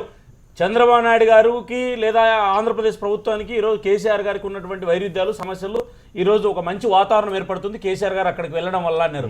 ఈ రోజు నేను కూడా ఏమంటానంటే జగన్మోహన్ రెడ్డి గారు కూడా కొంత మెచ్యూరిటీ వివరించి లేదా ఈ రోజు ఇంకా ఆయన లేఖ ఇచ్చినాక స్పందించింటే కూడా బాగుండేది. ఇంకా లేఖ కూడా ఇవ్వలేదు అంటే మిడిమిడి జ్ఞానంతో స్పందించినారనే దాన్ని స్పష్టంగా ఎట్లా అర్థం అవుతుందంటే ఇంకా ప్రభుత్వం తరపున ఎవరో మంత్రులు పోయి ఆయనకు లేఖ ఇవ్వలేదు ప్రతిపక్ష పార్టీ నాయకుడికి. ఆయన రాత్రి వచ్చాడు ఒక్క నిమిషం అంటే మీడియాలో వచ్చినటువంటి మీడియాలో చాలా విషయాలు మాట్లాడుతున్నాడు. అది అథెంటిక్ మీరు ఇంకా రాకనే అంటే చంద్రబాబు నాయుడు గారు వచ్చి పిలిస్తే వెళ్తారా? వెంకటకృష్ణ గారు భవిష్యత్తులో అయినా సరే ఆంధ్రప్రదేశ్ అభివృద్ధి కావాలంటే ఆంధ్రప్రదేశ్ లో కొన్ని రకాలైనటువంటి మంచి జరగాలంటే అధికారంలో ఉన్నటువంటి మేమైనా కానీ ఇంకోరైనా కానీ కొన్ని విషయాల్లో పట్టు విడుపులు అనేటువంటిది అధికార పార్టీకి ప్రతిపక్షాలకు ఉండాలనేటువంటిది. అసైన్డ్ భూములు పేదల భూములు అంటే చులకన స్వభావంతో అవి మీ అత్తగారి సొత్తు అన్నట్టు మీ ఇష్టం వచ్చినట్టు ఆక్రమించుకునే మీ మనస్తత్వానికి నిరసనగా నా రాదలుచుకోలేదు. ఇది ఒక పాయింట్. ఆ మొత్తం పాయింట్ ఇది ఒక పాయింట్. ఇప్పుడు ఒకటి అయితే క్లియర్ స్పష్టంగా కనిపిస్తుంది వెంకటకృష్ణ గారు, వెళ్ళకపోవడం చారిత్రాత్మక తప్పిదం, దీనివల్ల నష్టం అనే ఒక అభిప్రాయానికి మీరు కూడా వచ్చినట్టు కనిపిస్తుంది. నేను అనేది ఏమంటే ఆంధ్రప్రదేశ్ ప్రజలు అనుకుంటారు. కావచ్చు, మీరు కావచ్చు, మంచి అనుకుంటా, మంచి అనుకున్నా, చెడు అనుకున్నా ప్రజలు అనుకుంటారు. నేను ఎందుకు అనుకుంటాను? రాష్ట్ర ప్రజలు మీరు కూడా రావాలి దానికి. రాష్ట్ర ప్రజల అభిప్రాయం అది. మీరు కూడా రావాలి. అదేనండి నేను చెప్పేది, అదే ప్రజలు అనుకుంటారని మీరు అనుకుంటున్నారు, ప్రజలు అనుకుంటారని మీరు కూడా అనుకోవాలి అంటున్నా. ఏమని రవి గారు కూడా అనుకోవాలి. మాట్లాడినవరా మీరు? అభిప్రాయాలు ఉండకూడదా? మీ అభిప్రాయం అని చెప్పండి. కూర్చోవడం అప్పుడు ఇద్దరు మాట్లాడు. ఇప్పుడు నేను ఒకటే చెప్పాను, రకరకాల నిర్ణయాలు తీసుకుంటారు. నిజంగా ప్రజలు అనుకుంటే అనుకుంటారు, దానికి మూల్యం జగన్మోహన్ రెడ్డి గారు కూడా చెల్లిస్తారు. ఇప్పుడు మొన్న ఆయన నిరాహార దీక్ష చేశాడు, దానికి ఎంత స్పందన వచ్చిందా, ఆయన ఆశించినంత వచ్చిందా లేదా, దాని గురించి వైఎస్ఆర్ పార్టీ సమీక్ష చేసుకుంటుంది. కానీ తీసుకున్న కారణం అయితే సరైందే, ఆంధ్రప్రదేశ్కు మేలు చేసేదే అనేంతవరకు అయితే ఒప్పుకుంటారు కదా, ఒప్పుకోక తప్పదు కదా. ఇప్పుడు కూడా ఆయన లేఖలో ఏ భాష వాడారో, అత్తగారి సొమ్మన్నారా, ఉసురు అన్నారా, శాపనార్థాలు అన్నారా, ఇవన్నీ పక్కన పెడితే అటువంటి భావాలు కూడా ఆంధ్రప్రదేశ్లో ముఖ్యంగా మంగళగిరి ప్రాంతంలో బలంగా ఉన్నమాట మాత్రం నిజం. అది బహిష్కరించడం అవసరమా కాదా దాని మీద ఎవరు అంచనా విష్ణు గారు ఆ సమస్యలు నిజం అండి, మీరు కూడా చెప్తున్నారు ఆ సమస్యలు నిజం. సార్ మీరు ఉండండి సార్, మీరు ఉండండి, మీరు చాలాసార్లు ప్రతి వాళ్ళకు మీరు చెప్తున్నారు. అటువంటి భావాలు ప్రజల్లో ఉన్నమాట నిజం. అదే సమయంలో ఉత్సాహంగా మన కోట్లు వస్తున్నాయి, ఇంకో చోట కొనుక్కోవచ్చు అని ఈ విషయంలో జూపూడి కూడా నన్ను బలపరచాలి. ఒక 5-6 ఎకరాలు ఉన్నోళ్ళు 1 ఎకరా ప్రభుత్వానికి, 1 ఎకరా అమ్ముకొని ఇంకో చోట కొనుక్కొని 1-2 ఎకరాలు ప్రభుత్వానికి ఇచ్చి రకరకాలుగా చేస్తున్నమాట కూడా నిజం. కానీ అలాంటి వాళ్ళు మన సమాజంలో 10-20% మించి లేరు, ఒక 50% మందికి ఏమీ లేదు. వీళ్ళలో అనేక భయ సందేహాలు ఉన్నాయి. నిజంగా అంత సానుకూల వాతావరణం ఉంటే సెక్షన్ 30 అక్కడ పెట్టేటటువంటి వాతావరణం రాదు. ఇప్పటికి కూడా నేను చెప్తున్నా, జగన్మోహన్ రెడ్డి వెళ్తే మంచిదా కాదా ఆయన ఇష్టం, కానీ దానివల్ల కోపాలు ముంచిపోతాయని అనుకోవట్లేదు. ఇక చివరి మాట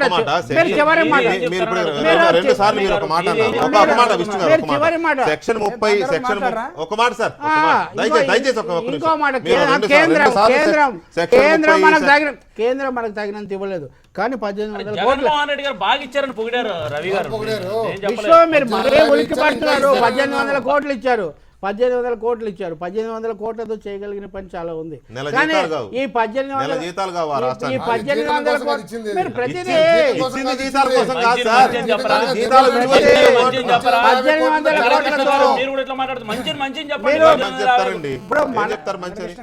విష్ణు గారు ఒక మాట నేను చాలాసేపు మాట్లాడారు.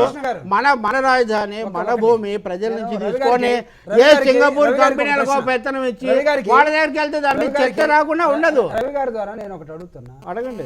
ప్రజాస్వామ్య దేశంలో, భారతదేశంలో 34 సంవత్సరాల్లో ఒక కమ్యూనిస్ట్ స్టేట్ ఉండింది. Communist state, it's a federal system. ఏమండి, రాష్ట్రం ఎడగొట్టిన తర్వాత నూతన రాజధానికి గెలిచినటువంటి పార్టీ అధికారంలో ఉండి మొత్తం ప్రపంచం అంతా పిలిచే క్రమంలో మిమ్మల్ని కూడా పిలుస్తారో లేదో కూడా మీకు తెలియదు. అసలు పిలుస్తారు మొత్తానంటే వద్దు నన్ను పిలవద్దు. ఉండండి ఒక్క నిమిషం రవి గారు, నేను చెప్తున్నా వినండి. పిలవద్దు. రెండవది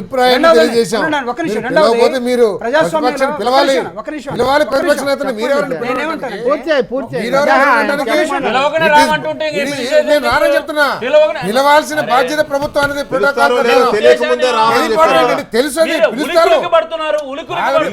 లేదో తెలియక ముందే చెప్పేశారు కదా. మీరు ఎట్లా అనుకుంటారు? నేను అనేది పిలుస్తారు ఎట్లా అనుకుంటారని మీరే అంటున్నారు. పిలుస్తారో లేదో తెలియకముందే కన్ఫర్మేషన్. పిలిస్తే వెళ్ళకపోవడం వేరు, నేను ముందే చెప్పా. పిలిస్తే రాకపోవడం వేరు. వస్తారా రాదా ఇమ్మెచ్యూర్ డెసిషన్ అని చెప్పాను. నేను ఇప్పుడు ఏం చెప్తాను, రవి గారు కూడా ఇక్కడ జడ్జి చేయాల్సిన అవసరం ఉంది. ఎందుకంటే మా అందరికన్నా సీనియర్ నాయకులు, విశ్లేషకులు, భారతదేశాన్ని బాగా చదివిన వ్యక్తి. ఒక ప్రజాస్వామ్య దేశంలో 34 సంవత్సరాల్లో కమ్యూనిస్ట్ స్టేట్ ఉండిందండి వెస్ట్ బెంగాల్. ప్రజలు ఆ ప్రాంతంలో ఆ పార్టీని కావాలని కోరుకున్నారు. ఇప్పుడు ఈ రాష్ట్రం విడిపోయింది. ప్రజాస్వామ్యబద్ధంగా ఒక అమరావతి అనే రాజధాని శంకుస్థాపనకి అందరిని ఆహ్వానిస్తున్నారు. పార్టీలకు ఉండాల్సింది శత్రు వైరుధ్యమా, మిత్ర వైరుధ్యమా? మిత్ర వైరుధ్యం ఉండాలి. ప్రజాస్వామ్యంలో మిత్ర వైరుధ్యం ఉండాలి. అది మిత్ర వైరుధ్యం.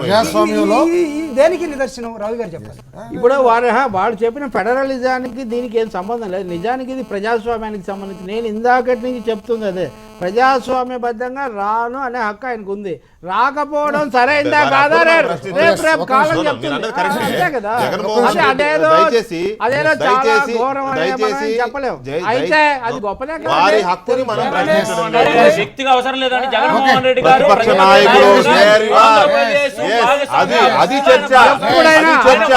జగన్మోహన్ చంద్రబాబు నాయుడు గారి ఇంట్లో పెళ్లికి ఒక్క నిమిషం సార్, ఒక్క మాట చంద్రబాబు నాయుడు గారి ఇంట్లో పెళ్ళో లేకపోతే ఇంకోటో లేదా వారి మనవడి బారసాలో ఇటువంటివి ఏమైనా ఉంటే జగన్మోహన్ రెడ్డి గారు వెళ్ళకపోతే ఎవరికి నో వన్ కేస్, ఎవరికి అవసరం కూడా లేదు.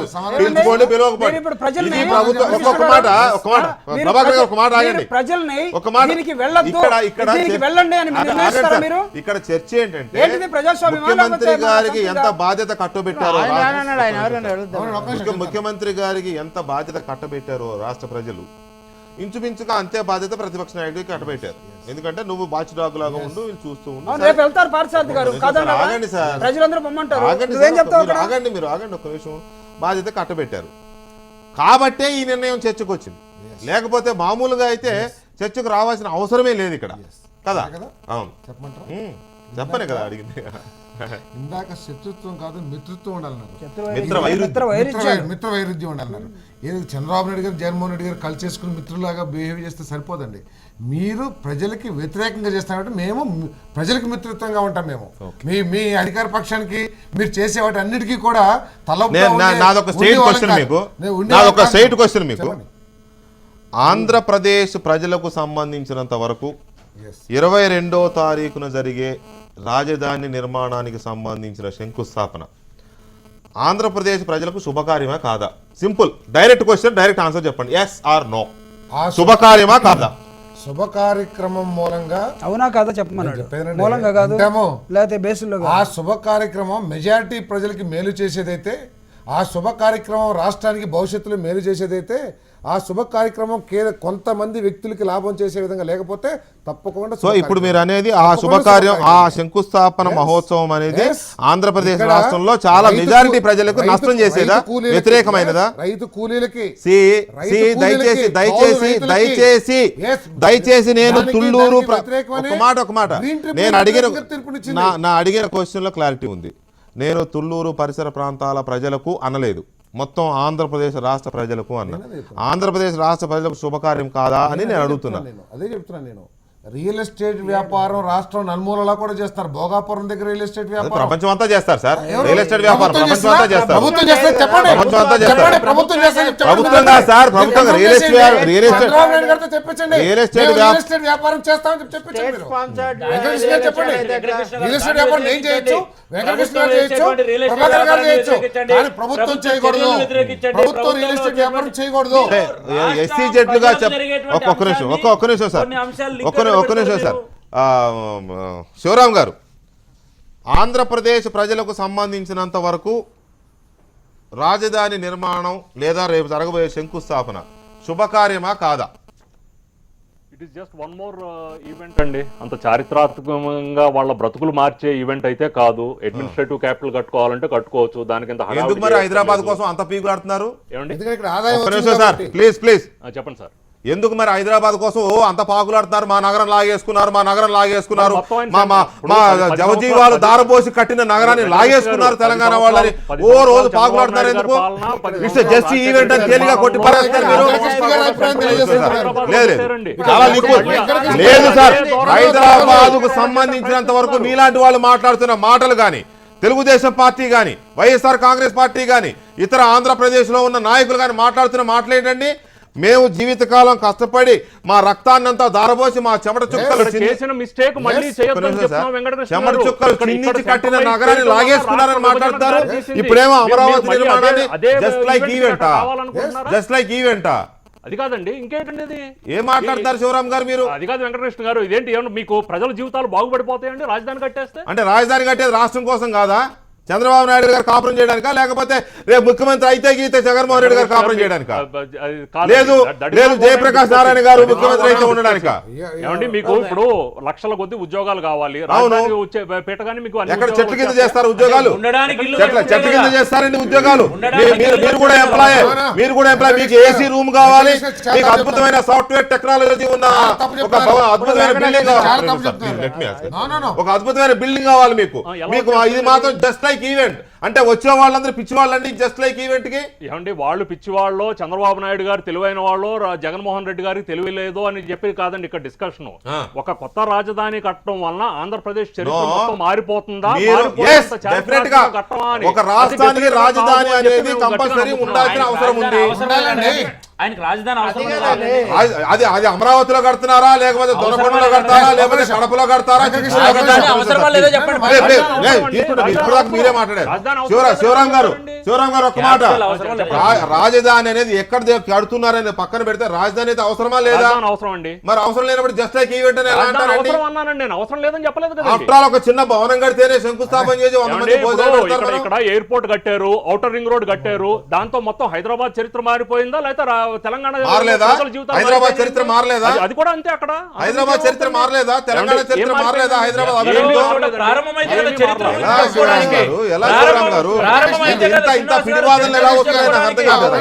చరిత్రకు ప్రారంభం అనేది ఉంటే కదా చరిత్ర చెప్పడానికి. హైదరాబాద్ ఒక నిమిషం రవి గారు, హైదరాబాద్ రాజధానిగా నిర్ణయించారు ఎప్పుడు 50 సంవత్సరాల క్రితం. ఇప్పుడు ఏంటి అప్పుడు కూడా ఈ విధంగానే పెద్ద దేశాధినేతలు పిలిచి చేశారా? చేయనంత మాత్రం హైదరాబాద్ అభివృద్ధి చెందలేదా? చేయనంత మాత్రం కొన్ని విషయాలు మనం మాట్లాడేటప్పుడు ప్రాక్టికల్ గా మాట్లాడతాం. హైదరాబాద్ నగరం అనేది ఆ రోజున నిర్మించింది కాదు, స్వతంత్రానికి ముందు ఉన్న నగరం అది. ఆ నగరం ఉంది కాబట్టి ఆల్రెడీ వచ్చేసి మెల్లమెల్లగా డెవలప్ చేసుకున్నారు. అంతేగాని మీరేదో హైదరాబాద్ మీరే పునాది వేసినట్టు, చంద్రబాబు నాయుడు గారే పునాది వేశారు, రాజశేఖర రెడ్డి గారే పునాది వేశారు. మీరేదో మా అభిప్రాయాలు తెలుసుకుంటే అనుకున్నట్టు కనబడతారు. నేను అడుగుతాను ఒకసారి, తమిళనాడు నుంచి ఆంధ్రప్రదేశ్ విడిపోయినప్పుడు ఏర్పడిన రాష్ట్ర కర్నూలు గాని లేకపోతే ఇక్కడ గాని ఓ మహోత్సవాన్ని ఏర్పాటు చేశారా? దేశాధినేతలను పిలిచారా? ఆయన పిలవనంత మాత్రాన హైదరాబాద్ అభివృద్ధి చెందలేదా? లేకపోతే 20 సంవత్సరాల పిల్లడు ఒకటే రోజు పుడతాడా? పుట్టినరోజు మరి ఎందుకు సార్ మీరే అంత గొడవ చేశారు కదా? మీరే అంత గొడవ, హైదరాబాద్ ఉమ్మడి రాజధాని ఉంచాలన్నారు, మీలాంటి వాళ్ళు ఇంకో అడుగు ముందుకేసి దాన్ని యూనియన్ టెరిటరీ చేయాలన్నారు. మీరే కదా మాట్లాడింది. మేము ఎందుకు చేసామని చెప్తాము. ఒక నగరానికి నేను చెప్తానండి ఎందుకు గొడవ చేసామో చెప్తాను. నేను అది అందరూ కలిసి ఇంత అభివృద్ధి చేసుకున్న రాష్ట్రంగా నగరం కాబట్టి మేము బాధపడ్డాం. మేము ఇది ఒక్క చెప్పండి నేను సార్, మీరంతా పూర్తిగా తెలుగుదేశం వాళ్ళు కాంగ్రెస్ వాళ్ళు కాదు ఇక్కడ. మీరు ప్రజల కోణంలో మాట్లాడండి. జగన్మోహన్ రెడ్డి గారి నిర్ణయాన్ని తప్పు అని అభిప్రాయం తీసుకొస్తారని మాట్లాడుతున్నారు. నేను అడుగుతున్నాను, మేము ఎందుకు వ్యతిరేకించామంటే ఈ రాష్ట్రం హైదరాబాద్ ప్రారంభమైనప్పుడు, ఇక్కడ రాజధాని ప్రారంభమైనప్పుడు ఉండే రాష్ట్రానికి ఇప్పుడు రాజధాని హైదరాబాద్ నగరానికి చాలా డిఫరెన్స్ ఉంది. ఆ రోజు ఈ రాజధాని మాదని చెప్పేసి కేంద్ర ప్రభుత్వం ఎన్ని సంస్థలు ఇక్కడ ఏర్పాటు చేస్తున్నా కూడా మేము ఎవరు అభ్యంతరం పెట్టలా, మేము సంతోషపడ్డాం. సో అదంతా వద్దు మాకు. ఇప్పుడు కూడా తొల్లూరును అమరావతినో గ్రాడ్యువల్ గా డెవలప్ చేయండి. మీరు ఏదైతే అడ్మినిస్ట్రేటివ్ క్యాపిటల్ కావాలో కట్టండి, తర్వాత దానిలో ఏ విధంగా అభివృద్ధి చెందుతుంది నేచురల్ గా పెరగనియండి, మీరు పెంచుతాం కాదు. తర్వాత ఒక సైడ్ గ్రీన్ ట్రిబ్యునల్ కూడా మీ మీద వ్యతిరేకంగా మాట్లాడినా కూడా దాన్ని కూడా పక్కన పెట్టేసి మీరు ఫాలో అవ్వట్లేదు. ప్రకాష్ జవడేకర్ నిన్నే చెప్పాడు, అది కూడా అయిపోయింది. ఎవరితో చెప్పించొచ్చులేండి, చెప్పిస్తాను. అధికారంలో ఉంటే ఏదైనా చేసే అధికారం అనుభవించిన మీలాంటి వారికి తెలియాలి, మాకు తెలియకపోవచ్చు. ఒకవేళ అదే కరెక్ట్ అయితే గ్రీన్ ట్రిబ్యునల్ లో వాదించే లాయర్ ఎందుకు సబ్మిట్ చేయాలా? అది మీరు గవర్నమెంట్ అడగాలి. నిన్న పర్యావరణ శాఖ మంత్రి గవర్నమెంట్ తరపు నుంచి లాయర్ ఉన్నప్పుడు అట్లా కాదు, అందరితో మాట్లాడారు. వారు కొన్ని స్వీపింగ్ కామెంట్స్ చేశారు. పర్యావరణ శాఖ మంత్రి చెప్పిన మాట అది. పర్యావరణ శాఖ మంత్రి చెప్పిన మాట కూడా విలువ లేదంటే మీరు ఒక రాష్ట్ర మంత్రిగా ఉన్నారు, మీరు కూడా మీ మంత్రికి విలువ లేదు, మీ మాట విలువ లేదని ఎవరైనా అంటే విలువ ఉండొచ్చు. కానీ ఒకవేళ నిజంగా మీకు కనుక అనుమతులు లభించినట్లయితే గ్రీన్ ట్రిబ్యునల్ లో వాదించేటప్పుడు ఆ లాయర్ గారు ఎందుకు మీరు సబ్మిట్ చేయాలి, మాకు ఆల్రెడీ వచ్చిందని చెప్పేసి ఆపేమంటారా? పార్సాది గారు ఇప్పుడు నువ్వు ఆపేమంటాడా? ఆపట్లా. గ్రీన్ ట్రిబ్యునల్ పేరు మీద ఆపేమంటాడా? నువ్వు ఆపట్లా. ఒక్కటండి, జగన్మోహన్ రెడ్డి గారికి ఒకరికే కొంత సైకలాజికల్ ప్రాబ్లం అనుకుంటే వైఎస్ఆర్ కాంగ్రెస్ పార్టీకి సైకలాజికల్ ప్రాబ్లం అయిపోతుంది. మీరు అంశాలను వ్యతిరేకించండి, అక్కడ జరుగుతున్నటువంటి మేము తప్పులు అంశాలను చూపించండి. వ్యతిరేకిస్తున్నాం. మీరు మేము రాజధాని మొత్తం రాజధాని వ్యతిరేకించడం లేదంటారు, మేము అంశాలను రాలేదంటారు. మేము అంశాలు శుభకార్యమే వ్యతిరేకించాం. కాదంటారు. మేము 8 అంశాలు చరిత్రను దానిలో మాట్లాడుతున్నారు. తప్పట్లేదండి బాబు. చరిత్రను మీరు పాస్టర్ గారు మాట్లాడుతున్నారు. మీరు మొదటి నుంచి ఒక రాంగ్ నోషన్ లో ఉన్నారు. వెంకటకృష్ణ గారు. మీరు చేస్తున్నది ఏంటంటే మేము చేసి మీరు అంశాల వారీగా Yes. ఒక మాట గుర్తుపెట్టుకోండి. మీరు నాకు అన్నారు తెలుగుదేశం పార్టీలా మాట్లాడుతున్నారని. మీరు అన్నదంటే మీకు అభిప్రాయం ఉంటే నేను కాదన్న కానీ ఈ రోజు ఒక నిమిషం సార్, మీరు దీక్ష చేస్తుంటే ఒక్క నిమిషం సార్, మీరు దీక్ష చేస్తుంటే ఈ మీడియా లేకపోతే దీక్ష ఎక్కడి నుంచి వచ్చిందండి? కూర్చోండి సార్ మాట్లాడతారు. మరి అంత ఇదైతే ఎట్లా రవి గారు? మీరు అంత పెద్దలు ఇదైతే ఎట్లా మాట్లాడాలా? అండి? మీరు పోతే ఎట్లా? మీరు అంతా అయిన ఆర్గ్యుమెంట్ అయిన తర్వాత మీరు కదా చెప్పాలి. ఆయన ఆవేశం ఉన్నాడు. పెట్టుకోండి, మైక్ పెట్టుకోండి, ఆయన మీరు కాదు. మైక్ పెట్టుకోండి. ఇక్కడ మైక్ పెట్టుకోండి. మీరు మాట్లాడకుండా ఎలా ఉంటారు సార్? లేదు మీరు మాట్లాడండి. మీరు అలిగిపోతే మరి అన్నీ మీరు అలగడం ఏంటండి? భలే. మీరు అలగడం ఏంటి? ఎందుకు అలాంటి పదాలు వాడుతున్నారు? ఎలాంటి పదాలు అలగటం లాంటివి. అంటే మీరు మైక్ తీసేస్తుంటే అవసరం బాగా టైం ఎంత ఉంది? మాట్లాడండి. టైం ఉంది కదా, అవసరమైతే ఎక్స్టెండ్ చేసుకుంటాం. రాష్ట్రానికి సంబంధించిన వ్యవహారం కదా. ఇప్పుడు మీరు కూడా పర్యటనలు చేశారు అక్కడ. మీరు నాకు చెప్పారు రైతుల్లో వ్యతిరేకత ఉంది అని. వ్యతిరేకత లేకుంటే ఎలా ఉంటుంది? 100% ఉంటుంది అక్కడ. వాళ్ళు బిజినెస్ పోగొట్టుకొని మాట్లాడిస్తారు కానివ్వండి, ఇంకో గంట పెడతారు. అంటే మీరు మాట్లాడతారా లేదా? మీరు ఐఎమ్ మాట్లాడతారండి. Requesting you right. Thank you very much.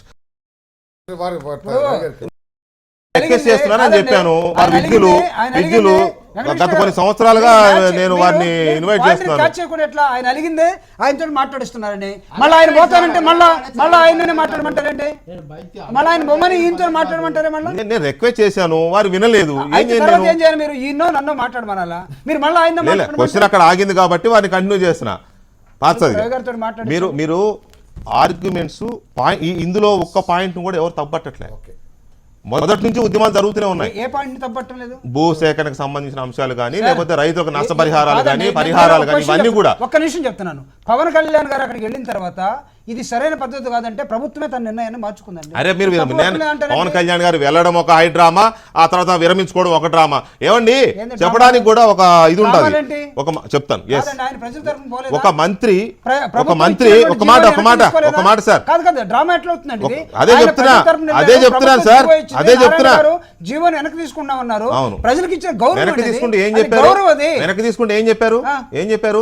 ముఖ్యమంత్రి గారికి తెలియకుండా నేను నోటిఫికేషన్ ఇచ్చాను. అందుకని ఒక మంత్రి భూసేకరణకు సంబంధించిన ప్రభాకర్ గారు అడిగట్టి పదాలు కాదు. మీరు చేసిన ప్రభుత్వం తరపున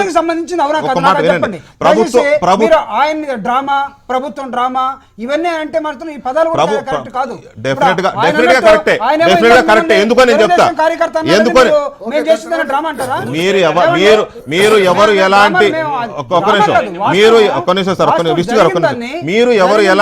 మీరు ఎవరు ఎలాంటి ముద్రలు వేసినా ఐఎమ్ రెడీ టు ఫేస్. ఎందుకంటే నేను చాలా ముద్రలు ఫేస్ చేస్తున్నా. ఒక్క నిమిషం ఆగండి. మీరు నేనేమంటున్నానంటే దయచేసి ఇష్యూగానే చూద్దాం. ఇష్యూని జరుగుతుంది. పక్కకి వెళ్ళిపోయి మాట్లాడుకో. ఎవరు పక్కకి వెళ్ళారు? ఏడుకో ముద్ర వేసుకొనివ్వండి సార్. ముద్రలు వేసినంత మాత్రం ఒరిగేదే లేదు. లేదు పర్లేదు సార్, మీరు వేసిన నేను బాధపడను. ఎందుకంటే ఇటువంటి చాలా చూస్తూ ఉంటాం రాజకీయాల్లో, మీడియాలో అలా ఉన్నాయి కాబట్టి వారు అనుకోవడంలో పెద్ద ప్రాబ్లం లేదు. ఇప్పుడు మీరు చెప్పినాక రవి గారి దగ్గరికి వెళ్తాను నేను. ఒక మాట సార్, భూసేకరణకు సంబంధించి మీరు డ్రామా అన్నదాన్ని తప్పట్టారు కదా. ఇష్టంగా రాగండి. భూసేకరణకు సంబంధించి డ్రామా అనేది తప్పట్టారు కదా మీరు. పవన్ కళ్యాణ్ గారి విజిట్ కానీ, తర్వాత జరిగిన పరిణామం కానీ, తర్వాత విత్డ్రా చేసుకున్నాను నోటిఫికేషన్. మంత్రి గారు ఏం చెప్పారండి? ముఖ్యమంత్రి గారు తెలియకుండా నేను నోటిఫికేషన్ ఇచ్చాను, విత్డ్రా చేసుకున్నాను. ఒక భూసేకరణకు సంబంధించి ఇందాక వారు అన్నట్టు భ్రమరావతో, సమరావతో, అమరావతి ఏదైనా పేరు పెట్టుకోండి. మీరు అంత పెద్ద కార్యక్రమానికి సంబంధించిన భూసేకరణ నోటిఫికేషన్ ముఖ్యమంత్రికి తెలియకుండా మంత్రి గారు ఇస్తారట, విత్డ్రా చేసుకుంటారట. ఇది జనం నమ్మాలట. దాన్ని డ్రామా అనకపోతే ఏమంటారు? నన్ను మాట్లాడమంటారు. మిమ్మల్ని అడిగింది నేను. ఇక్కడ కొన్నిసార్లు ముఖ్యమంత్రి గారికి తెలిసినా తెలియకపోయినా మంత్రి సమాధానం చెప్పాడు అదే విధంగా చెప్తారు. తర్వాత ప్రజలకు వచ్చింది కదా అకౌంటబిలిటీ. ఈ రోజు నేను చెప్తున్నా, ప్రజలు ఇబ్బంది పడుతున్నారు, రైతులు ఇబ్బంది పడుతున్నారని ఇంకొక నాయకుడుగా ఉన్నటువంటి ఒక వ్యక్తి వచ్చి ఒక పోరాటాన్ని సిద్ధపడితే దాన్ని ప్రభుత్వం చర్చించి మళ్ళీ దాన్ని ప్రజలకు వ్యతిరేకంగా ఉన్నది వెనక్కి తీసుకోవట్లేదు. డ్రామా ఎట్లా అవుతుంది? ప్రజా నిర్ణయం అవుతుంది అది. దయచేసి ప్రజలకు ఉపయోగపడే నిర్ణయం అవుతుంది. ఇందాక పార్సారథి అన్నాడు, మోడీ గారు అక్కడ విత్డ్రా చేసుకున్నాడు భూసేకరణ అంటే, ఇక్కడ జీవోని ప్రభుత్వం విత్డ్రా చేసుకున్నది అది కనపడదా మీకు? ప్రజలు గౌరవించినట్టు కాదా? రైతులు గౌరవించినట్టు కాదా? నేను ఇక్కడ ఏమంటానంటే, the issue is now right, are you going to participate in this event or not? అదే చెప్పేశారు కదండి, ఇప్పుడు పార్టిసిపేట్ చేస్తారా లేదా ఇక్కడ ఇప్పుడు అసలు విషయానికి వచ్చాం మనం. ఇప్పుడు అసలు విషయానికి వచ్చాం మనం. మీరు ఈ విధంగా ప్రజల్ని మీరు డివైడ్ చేయదలుచుకున్నారా? రెండో ప్రశ్న, నా ప్రశ్న, ఇందులో ప్రజల డివిజన్ ఏముంది? పార్టీ డెసిషన్ రాజధాని వైపు ఎవరు మీరే ఇందాక రవి గారిని మాట్లాడి మీరు పెద్ద సపోర్ట్ చేశారు ఇందాక. వీళ్ళని నేను అడుగుతున్నా సార్, ఇప్పుడు మీరు ఒక డెసిషన్ తీసుకున్నారు, రాజధానికి మేము పోవట్లేదని. రేపు రాజధాని వైపు మాకు ఓటేసినటువంటి వాళ్ళు, మా పార్టీ వాళ్ళు ఎవరు పోవద్దని మీరు ఒక గీత గీదలుచుకున్నారా? రైట్, ఒక్క నిమిషం. సరే, గీత గీస్తే పోయేవాడు ఆగుతాడు, ఇదే లక్ష్మణ రేఖలా కానీ ఎలా గీస్తారు? ఒక్క నిమిషం సార్ ఆగండి. ప్రజలు దానికి నచ్చినటువంటి రాజకీయ పార్టీ నిర్ణయాలు నాయకుడిని ఎన్నుకుంటారండి. ఎన్నుకున్న వాళ్ళే పార్టీలు మారుతున్నారండి, అది కూడా చూస్తున్నాం కదా మనం. రవి గారు, ఇక్కడ అసలు విషయం ఇప్పుడు మనం మాట్లాడుకుంటే, ప్రతిపక్ష నేత అంత కీలకమైన వ్యక్తి అని కదా మనం మాట్లాడుతున్నాం. అంత కీలకమైన వ్యక్తికి వెళ్ళకపోతే ఎలా వెళ్ళాలా? ఒక్క నిమిషం సార్ ప్లీజ్. 67 మంది ఎమ్మెల్యేలు ఉంటే కీలకం అవుతారు కదా. మీరు ఇలా సిల్లీ చేయబట్టే ఇలాంటి నిర్ణయాలు వస్తున్నాయి. ఇలా నిర్ణయాలు వస్తున్నాయి మీ ప్రభుత్వంలో. మీరు ఇలా దీన్ని లైట్ గా తీసుకోబట్టే ప్రతిపక్ష నాయకులు కూడా వ్యతిరేకిస్తున్నారు అనేది. ప్రతిపక్ష నాయకుడికి ఇంత కీలకమైన వ్యక్తి నేను బహిష్కరిస్తున్నానని చెప్పబట్టే ఇంత పెద్ద చర్చ జరుగుతోంది కదా. ఇప్పుడు వారు లేవనెత్తిన అంశాలు 8 పాయింట్స్ లేవనెత్తారు. ఈ అంశాల మీద ఒక సమాధానం చెప్పడం కానీ, ప్రభుత్వం వైపు నుంచి వారిని సాధారణంగా స్వాగతించాల్సిన అవసరం కానీ ఉందా లేదా? తప్పనిసరిగా ప్రభుత్వం దీన్ని స్పందించాలి. 8 సమస్యలే కదా, ఇంకా చాలా సమస్యలు అక్కడ ఉన్నాయి. రెండవది, అసలు ఈ శంకుస్థాపనకు రాష్ట్రం ఇంత కృంగిపోతుంది ఆర్థికంగా అంటూ 400 కోట్ల 300 కోట్ల ఖర్చు పెట్టడం అవసరమా లేదా అనే ఒక సమస్య కూడా ఉంది. నిర్మించేది ఒక ప్రజాస్వామ్య రాష్ట్ర రాజధాని తప్ప బాహుబలి సినిమా కాదు అనే ఒక భావన కూడా ఉంది. ఈ ప్రశ్నలన్నీ లేవు, ఇవేవో కృత్రిమంగా జగన్మోహన్ రెడ్డి లేదా మీరు నేను సృష్టించినటువంటివి కావు. ఇంకోటి కూడా నేను మీకు మనవి చేయదలుచుకున్నా, హైదరాబాద్ ఆ పరిస్థితి ఇప్పుడు పోయింది. దాని గురించి మనం తీవ్రంగా ఇప్పుడు మళ్ళీ ఒకసారి ఆ పాత ఫ్లాష్ బ్యాక్లోకి వెళ్లాల్సిన వాతావరణం లేదు. చంద్రశేఖరరావు గారు అక్కడికి వెళ్తున్నారు, చంద్రబాబు పిలుస్తున్నాడు, కాబట్టి మనం ఆ వాతావరణాన్ని ప్రోత్సహించడం చాలా మంచిది. ఈ పరిస్థితుల్లో తప్పకుండా ఈ సమస్యలన్నీ దీని అన్నింటినీ మించి 1800 కోట్లు సరిపోతాయని నేనేమంటా. కేంద్రం చాలా నిర్లక్ష్యం చేస్తుంది. కానీ 1800 కోట్లను ఒక సీడ్గా ఉపయోగించుకొని ఒక నిర్మాణం చేసే బదులు సింగపూర్ చుట్టూనో ఇంకో దాని చుట్టూనో ప్రదర్శన చేస్తూ ఆ తర్వాత ఏమవుతుంది ఇలాంటి ప్రశ్నలు కూడా ఉత్పన్నం అవుతున్నాయి. వీటన్నిటికీ పారదర్శకత అంటారా? మీరు అన్నట్టుగా నారాయణ గారు ఏం చెప్తుంది, ముఖ్యమంత్రికి తెలియదని నారాయణ చెప్తున్నాడు. అంటే పారదర్శకత అనేది స్పష్టంగా ఇక్కడ భంగపరచబడింది, ఉద్దేశపూర్వకంగా భంగపరచబడింది. చంద్రబాబు గారు అన్నిసార్లు ఢిల్లీకి ఎందుకు వెళ్తున్నారు, ఎవరిని కలుస్తున్నారు, ఏం మాట్లాడుతున్నారు? అసలు ఏ రాష్ట్ర ముఖ్యమంత్రి అయినా తన రాజధానిని మొత్తంగా విదేశీ కంపెనీలకు అప్పగించినటువంటి ఉదాహరణ ఇంతకుముందు ఎక్కడైనా ఉందా? అవి మోడీ బీజేపీ కూడా ప్రశ్నిస్తున్నాయి. అసలు కేంద్రాన్ని కూడా అడగకుండా వెళ్ళి ఒక ముఖ్యమంత్రి ఓ ప్రధానమంత్రిని పిలవడం దేశ ప్రోటోకాల్ ప్రకారం అనుమతించబడుతుందో? అసలు భారత ప్రధాని రావడంలో గొప్పతనం ఏముందండి? ఒక రాష్ట్ర రాజధాని 29 రాష్ట్రాల్లో ప్రధాని రావడం ఆయన ప్రాథమికమైనటువంటి బాధ్యత. నిజానికి ఆ బాధ్యత ఇవ్వకుండా చేసింది ఏదైనా ఉంటే తెలుగుదేశం నేరుగా సింగపూర్ అని తిరిగి ఈ ప్రశ్నలన్నిటికీ సమాధానాల కోసం ప్రతిపక్ష నాయకుడు ఒక మార్గాన్ని ఎంచుకున్నాడు. దాన్ని నేనేమి చాలా బ్రహ్మాండంగా బహిష్కరించారు మీరు, కానీ నేను చెప్పట్లా. అలాగే ఆయన మహాపాపం చేస్తున్నాడు బహిష్కరించడం ద్వారా కూడా నేను చెప్పడంలా. రాజకీయాలే ఎవరెవరు వ్యూహాలను బట్టి వాళ్ళు నిర్ణయాలు తీసుకుంటారు. కానీ ప్రజలు మహోత్సాహంతో ఉన్నారు అని మీరు అనకండి, లేదు మొత్తం వ్యతిరేకంగా ఉన్నారు అనకండి. పరిస్థితి ఒక సంధి దశలో మనం ఉన్నాము. ఈ సంధి దశలో సమంజసమైన నిర్ణయం తీసుకుంటే రాష్ట్రానికి మేలు జరుగుతుంది. ఆర్థిక సమస్యలు ఉన్నాయి, సంఘర్షణలు ఉన్నాయి, వైరుధ్యాలు ఉన్నాయి. ప్రజలు ముఖ్యంగా ఈ విభజనానంతరం గాయపడినటువంటి ఒక క్షుభితమైన అక్కడ రాజధాని లేదు కాబట్టి రాజధాని ఉండాలా వద్దా చర్చించడానికి మనం ఎవరు రాజధాని కాదు ప్రజలు అందరూ ఉండరు. కానీ అధిక శాతం ప్రజలు ఎలా ఉన్నారు, అధిక శాతం ప్రజలు ఎట్లుంటారు ఉండండి. How you can tell your objection provided the editor allows you, that is a different matter. That is the editor allows you, you can certainly raise your objection.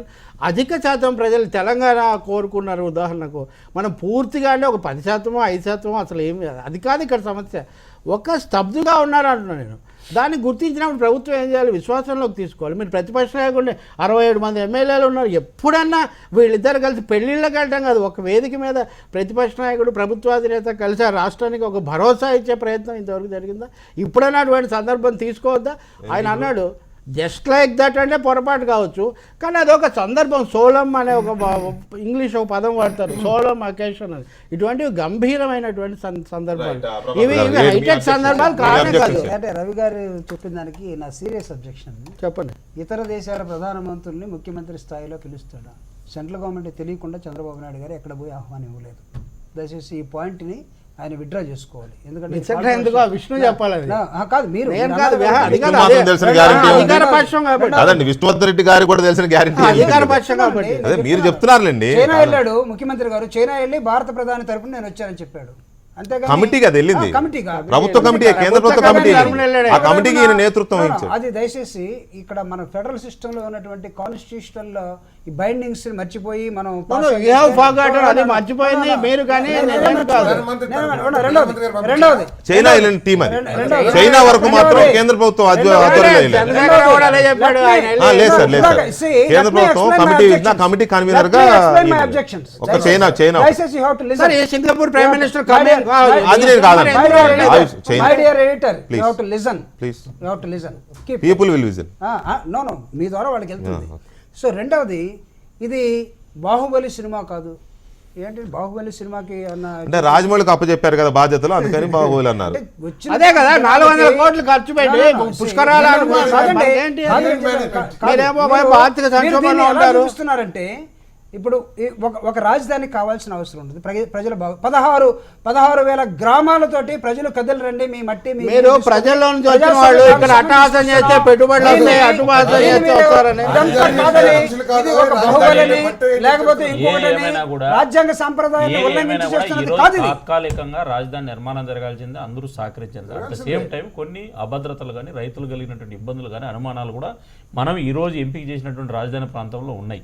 అయితే ఒకటి అధికార పార్టీగా లేదా ప్రభుత్వంలో ఉన్నటువంటి కీలకమైనటువంటి పార్టీగా మేము కూడా పార్ట్ ఆఫ్ ది పార్టీ, అంటే ఒక రకంగా చెప్పాలంటే మరి రవి గారి అభిప్రాయ ప్రకారం రవి గారిది, అది నాది కాదు. ఒకటి అయితే ఫైనల్ కన్క్లూడ్ నాకున్న అభిప్రాయం ఏంటంటే ఒక మంచి శుభ కానీ ఏపీలో బీజేపీలో ఒక సెక్షన్ నెగ్లెక్ట్, ఇంకో సెక్షన్ హ్యాపీ. ఒకటి ఆంధ్రప్రదేశ్లో రాష్ట్ర ప్రజలకు మనం చరిత్ర అని చాలా సందర్భాల్లో పదం వాడుతున్నాం, ఈ రోజు డిబేట్లో కూడా వాడుతున్నాం. చరిత్ర అనేది ఎక్కడో చోట ప్రారంభం కావాలి. కాబట్టి ఆంధ్రప్రదేశ్ కూడా ఈ అమరావతి అనేటువంటి ఒక చరిత్ర ప్రారంభం అవుతుంది. ఇది క్యాపిటల్కి సంబంధించిన విషయం. అయితే క్యాపిటల్కి సంబంధించిన విషయంలో అనుమానాలు కానీ, అభద్రతలు కానీ, లేకపోతే ఇతర రాజకీయ విభేదాలు కానీ, ఇవన్నీ కూడా ఈ సందర్భంలో ఈ రకమైనటువంటి పరిస్థితుల్లో కరెక్ట్ కాదు. ఒకటి, ఆంధ్రప్రదేశ్కు డబ్బులు కావాలంటున్నాం. ఇప్పుడు రవి గారు చెప్పినట్టు 18,000 కోట్లు కాదని మేము క్యాపిటల్ సంబంధించినటువంటి 100% నిధులు ఇచ్చేదానికి కేంద్ర ప్రభుత్వం ఉంది. అయితే ఈ సందర్భంలో కేంద్ర ప్రభుత్వం ప్రధానమంత్రి ఇక్కడ వస్తున్న సందర్భంలో రాష్ట్రంలో గిల్లి కజ్జాలు మీరే చెప్పారు కదా, ఒక అద్భుతమైన ప్రకటన కూడా చేయబోతున్నారు ప్రధానమంత్రి. రాష్ట్రంలో గిల్లి కజ్జాలు పెట్టుకొని రాష్ట్రంలో గిల్లి కజ్జాలు పెట్టుకొని ఒక పక్క అధికార పార్టీ, ఒక పక్క ప్రతిపక్ష పార్టీ రాష్ట్రానికి నష్టం కలిగించే అంశాలు కాకుండా అవసరమైతే సమిష్టి కేంద్ర ప్రభుత్వం అభివృద్ధి మాజీ ఎమ్మెల్యే కాంగ్రెస్ పార్టీ నాయకులు మస్తాన్ వలీ గారు జాయిన్ అయ్యారు మాతో. మస్తాన్ వలీ గారు నమస్తే అండి. నమస్కారం sir. After long time. Yes sir, బాగున్నారు sir. Sorry, first of all మా వాళ్ళు కొద్దిగా టెక్నికల్ గా ప్రాబ్లం రావడం వల్ల మీరు లాస్ట్ మినిట్ లో మిమ్మల్ని తీసుకోవడం అవుతుంది. I'm very sorry. చాలా కాలం తర్వాత వచ్చినా కూడా ముందు నుంచి మిమ్మల్ని ఇన్వాల్వ్ చేయలేకపోయాను ఈ ఇంపార్టెంట్ డిబేట్ లో. మీరు చెప్పండి, జగన్మోహన్ రెడ్డి గారు తీసుకున్న నిర్ణయం, ఇది అమరావతి శంకుస్థాపనకి బహిష్కరిస్తూ ఆయన తీసుకున్న నిర్ణయాన్ని మీరు ఎలా చూస్తారు? సార్, నేనైతే ఒక కాంగ్రెస్ పార్టీ కార్యకర్తగా జగన్మోహన్ రెడ్డి గారు ఇంకా ఈ అభిప్రాయం వెలిబుచ్చడానికి ఇంకా కొంత సమయం తీసుకొని ఉండవలసిందేమో అనేటటువంటిది నా అభిప్రాయం. ఎందుకంటే తెలుగుదేశం ప్రభుత్వం అయితే ఎక్కడ కూడా ప్రజాస్వామ్యానికి విలువలు ఇచ్చేటటువంటి ఆలోచన ఎక్కడా చేయట్లేదు.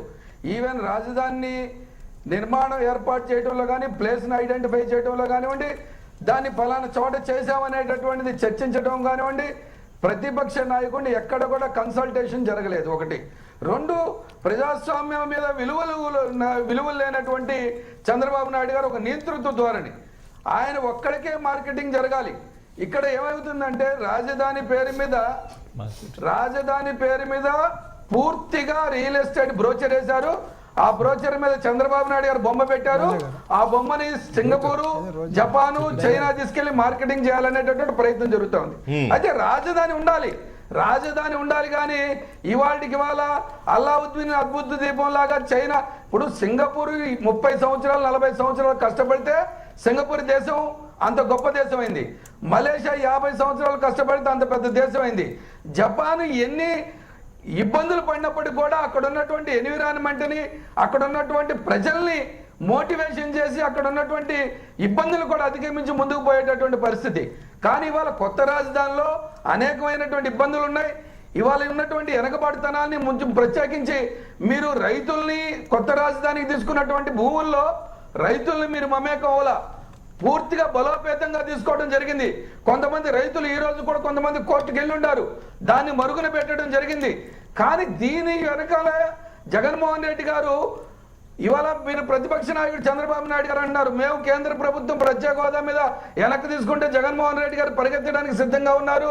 ఢిల్లీ వెళ్ళి మేము బీజేపీకి అంశాల వారీగా మద్దతు ఇస్తామంటే జవడేకర్ గారు మాకు అవసరం లేదని చెప్పి చెబుతా ఉన్నటువంటి వైనం చూస్తే ఇదంతా కూడా రంగుల రాటు మ్యూజిక్ చైర్ నడుస్తూ ఉంది. అక్కడ ఉన్నటువంటి నరేంద్ర మోడీ గారు ఒక చేతులను జగన్మోహన్ రెడ్డి గారికి గాలం వేశారు, ఒక చేతులను చంద్రబాబు నాయుడు ఆడిస్తా ఉన్నారు. ఇవన్నీ కూడా చూస్తూ ఉంటే ఒకవేళ రాష్ట్ర ప్రజలు రెస్ట్ ఇచ్చారు, మీరు కేసులు ఇరుక్కుని జైలు పోయారు. మీ పార్టీ సంబంధించి రాష్ట్రానికి ద్రోహం చేసిన కాంగ్రెస్ పార్టీ మీకు ఏమి నైతికత ఉంది రాజధాని గురించి మాట్లాడేకి? చెప్పనండి, రాష్ట్రాల్లో ఈ రాష్ట్ర ప్రజలు బహిష్కరించారు. మీరు 10-15 సంవత్సరాలు మీరు విశ్రాంతి తీసుకోండి. నరేంద్ర మోడీ నాటకంలో భాగస్వాములు అయ్యేటటువంటి ప్రయత్నం జరుగుతా ఉంది. ఇది తెలుగు ప్రజలకి న్యాయం జరిగేటటువంటి ప్రక్రియ కాదు. మీ వల్ల తెలుగు ప్రజలకు బాగా న్యాయం జరిగింది, అందుకే మీరు అందరూ కూడా గుంటూరులో ఖాళీగా ఉంటున్నారు. మీ పిసిసి అధ్యక్షుడు ఈ రాష్ట్రంలో జరిగినటువంటి ఎన్నికల్లో డిపాజిట్లు కోల్పోయారు. మీరు ఎవరు కూడా చట్టసభల్లో అటు ఆంధ్రలో కానీ లేకపోతే దేశంలో కానీ లేరు. ప్రతిపక్ష హోదా కూడా దక్కలేదు మీకు. మీరు కూడా ఉపన్యాసం చెప్తే ఎట్లా? ఆంధ్ర రాష్ట్ర ప్రజల ద్రోహి మీరు కాంగ్రెస్ పార్టీ. మీరు మాట్లాడొద్దండి. మీరు కోటి సంతకాలని ప్రజల దగ్గరికి వస్తే ప్రజలు అసహించుకున్నారు మిమ్మల్ని. హోదా పేరు మీద మోసం చేస్తా ఉన్నారు. కొత్త రాజధాని మోసానికి కేర్ ఆఫ్ గాంధీ భవన్, మోసానికి care of Congress party. Corruption కు కాంగ్రెస్ కు మీరు కూడా మాట్లాడితే ఎట్లండి? మీరు ఈ దేశానికి పట్టినటువంటి చీడ పురుగులు. అవును, మీరు ఈ దేశానికి పట్టిన, అందుకే మీకు డిపాజిట్లు కూడా రాకోకుండా ఆంధ్రప్రదేశ్ లో 10 ఏళ్ల అధికారంలో ఉంటే మీరు అందరూ ఖాళీగా కూర్చొని టీవీలో మస్తాన్ గారు ఒక్క నిమిషం. మస్తాన్ గారు, ఇప్పుడు మీరు అన్న దాంట్లో కాంగ్రెస్ పార్టీ బహిరంగ సభలో ఉపన్యాసం కాదు, అలాగే ఉంటాయిలేండి. మీరు మాత్రం ఇచ్చింది నాకు ఉపన్యాసం కాదా? మరి అవతల వాళ్ళంతా తేలిగ్గా తీసి పడేస్తారు బీజేపీ నాయకులు, వైఎస్ఆర్ కాంగ్రెస్ నాయకులు కూడా. రైట్. ఇక్కడ మస్తాన్ అలీ గారు, మీరు ఒక మాట అన్నారు, నరేంద్ర మోడీ గారు ఒక చేత్తో చంద్రబాబు నాయుడిని, ఒక చేత్తో జగన్మోహన్ రెడ్డిని గుప్పిట్లో పెట్టుకుని రాజకీయాలు ఆడిస్తున్నారు అని. అంటే ఇప్పుడు ఈ బహిష్కరణ నిర్ణయం నరేంద్ర మోడీ గారికి తెలిసి జరిగింది అనుకోవాలా? ఇప్పుడు ఒకటేనండి, ఇవాళ తెలుగుదేశం పార్టీ వాళ్ళు ప్రత్యేక హోదా మీద పోరాటం చేయరు. ఢిల్లీలో పార్లమెంట్ లో జగన్మోహన్ రెడ్డి గారికి 6 పార్లమెంట్ సభ్యులుంటే వాళ్ళు పోరాటం చేయరు. ఇక్కడికి వచ్చి తెలుగు ప్రజల ముందు మాకు ప్రత్యేక హోదా కోసం మేము ధర్నాలు దీక్షలు చేస్తాం. చాలా తప్పు చేస్తున్నారు మీరు చాలా తప్పు చెప్తున్నారు. మేము ప్రత్యేక హోదా గురించి పోరాటం చేశాం. మీ రాహుల్ గాంధీ గారు సుష్మా స్వరాజ్ గారి మీద పెట్టిన ఫోకస్ స్పెషల్ స్టేటస్ మీద పెడితే తప్పకుండా ఇంకా వేరుగా ఉండేది. సుష్మా స్వరాజ్ గురించి 15 రోజులు పార్లమెంట్ ఆపారు, కానీ కనీసం ప్రత్యేక హోదా గురించి 1 గంట ఆపారండి. మీరు మాట్లాడతారండి. మీరు ఎక్కడ మాట్లాడారు? మేము ఎన్నిసార్లు మీకు తెలియదు, పార్లమెంట్ వెళ్ళి కనుక్కోండి. మా ఎంపీలు ఎన్నిసార్లు సోనియా గాంధీ గారు అరగంట మాట్లాడారు. ఒక నిమిషం మస్తాన్ వలి గారు, ఒక నిమిషం సోనియా గాంధీ గారు ½ అవర్ మాట్లాడారు. ఒక నిమిషం, లోక్సభలో ప్రత్యేక హోదా మీద లేకపోతే చట్టం, ఒక్క మాట దయచేసి ఒక్క మాట, ప్రత్యేక హోదా మీద లేకపోతే చట్టంలో పేర్కొన్న ప్రాజెక్టుల మీద, ఇన్స్టిట్యూట్ల మీద వీటితో అదే సరే ఆమె చదివారంటే వీరప్ప మొయిలీ గారితో కూడా ఒక పక్కన రెచ్చగొట్టారు. అట్లా అనుకుంటే మీ మంత్రి నిర్మలా సీతారామన్ గారు కూడా తమిళనాడు పోటీలో ఉందన్నారు. మరి దానికి మోడీ గారు చెప్పించారు అనుకోవాలనా? కదా వీరప్ప మొయిలీ గారు ఎలాగైతే అడిగారో సీతారామన్ గారు కూడా అడిగారు కదా. ఏం రవి గారు, స్పెషల్ స్టేటస్ మోడీ గారు అడిగించారు అనుకోవాలా? ప్రతిపక్ష పార్టీల డ్రామాను కూడా చెప్పమంటారా? జగన్మోహన్ రెడ్డి గారు దీక్ష చేస్తున్నారు. అన్ని ప్రతిపక్ష పార్టీలు కూడా ప్రత్యేక హోదా గురించి మాట్లాడారు. పాపం టీవీ మీద ఒక గంట మాట్లాడుతున్నారు. మా సోదరు చాలా రోజుల తర్వాత టీవీలోకి వచ్చారు కాంగ్రెస్ పార్టీ.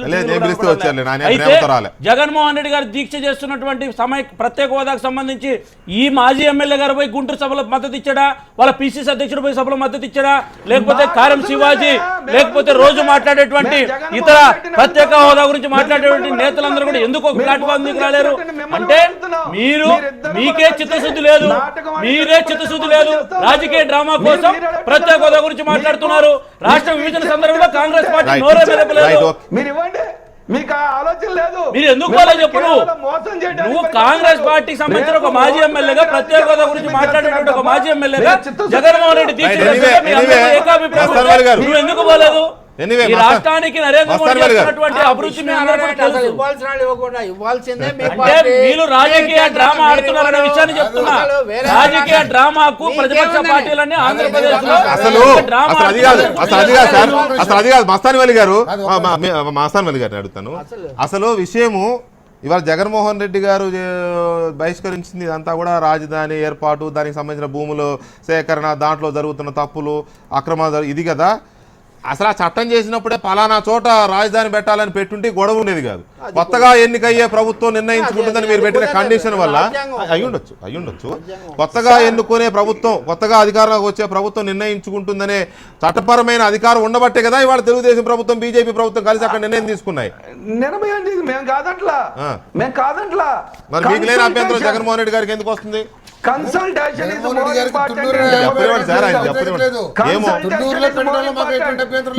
ప్రతిపక్ష నాయకుడికి మాట్లాడుతున్నారండి. ప్రతిపక్ష నాయకుడిని ఎప్పుడైనా మీరు కాన్ఫిడెన్స్ లో తీసుకున్నారా? ఎప్పుడు మాట్లాడినా తల్లి కాంగ్రెస్ పిల్ల కాంగ్రెస్ ఒకసారి విమర్శించుకుంటారు, ఒకసారి ఇప్పటిదాకా జగన్మోహన్ రెడ్డి గారు మా చేతిలో ఉన్నాడంటివి, ఇప్పటిదాకా మేము జగన్మోహన్ రెడ్డి చంద్రబాబు నాయుడు గారిని ఆడిస్తున్నామంటివి, మళ్ళా జగన్మోహన్ రెడ్డి మద్దతుగా మాట్లాడతారు. పనిచేసింది తప్ప రైట్ మస్తార్ గారు ఒక్క నిమిషం. చేసే పోరాటమే కేంద్ర ప్రభుత్వం మీద. నరేంద్ర మోడీ అభివృద్ధి చేస్తుంటే ఎక్కడ విమర్శిస్తారు? కాంగ్రెస్ పార్టీ విమర్శించలేదు, వైఎస్ఆర్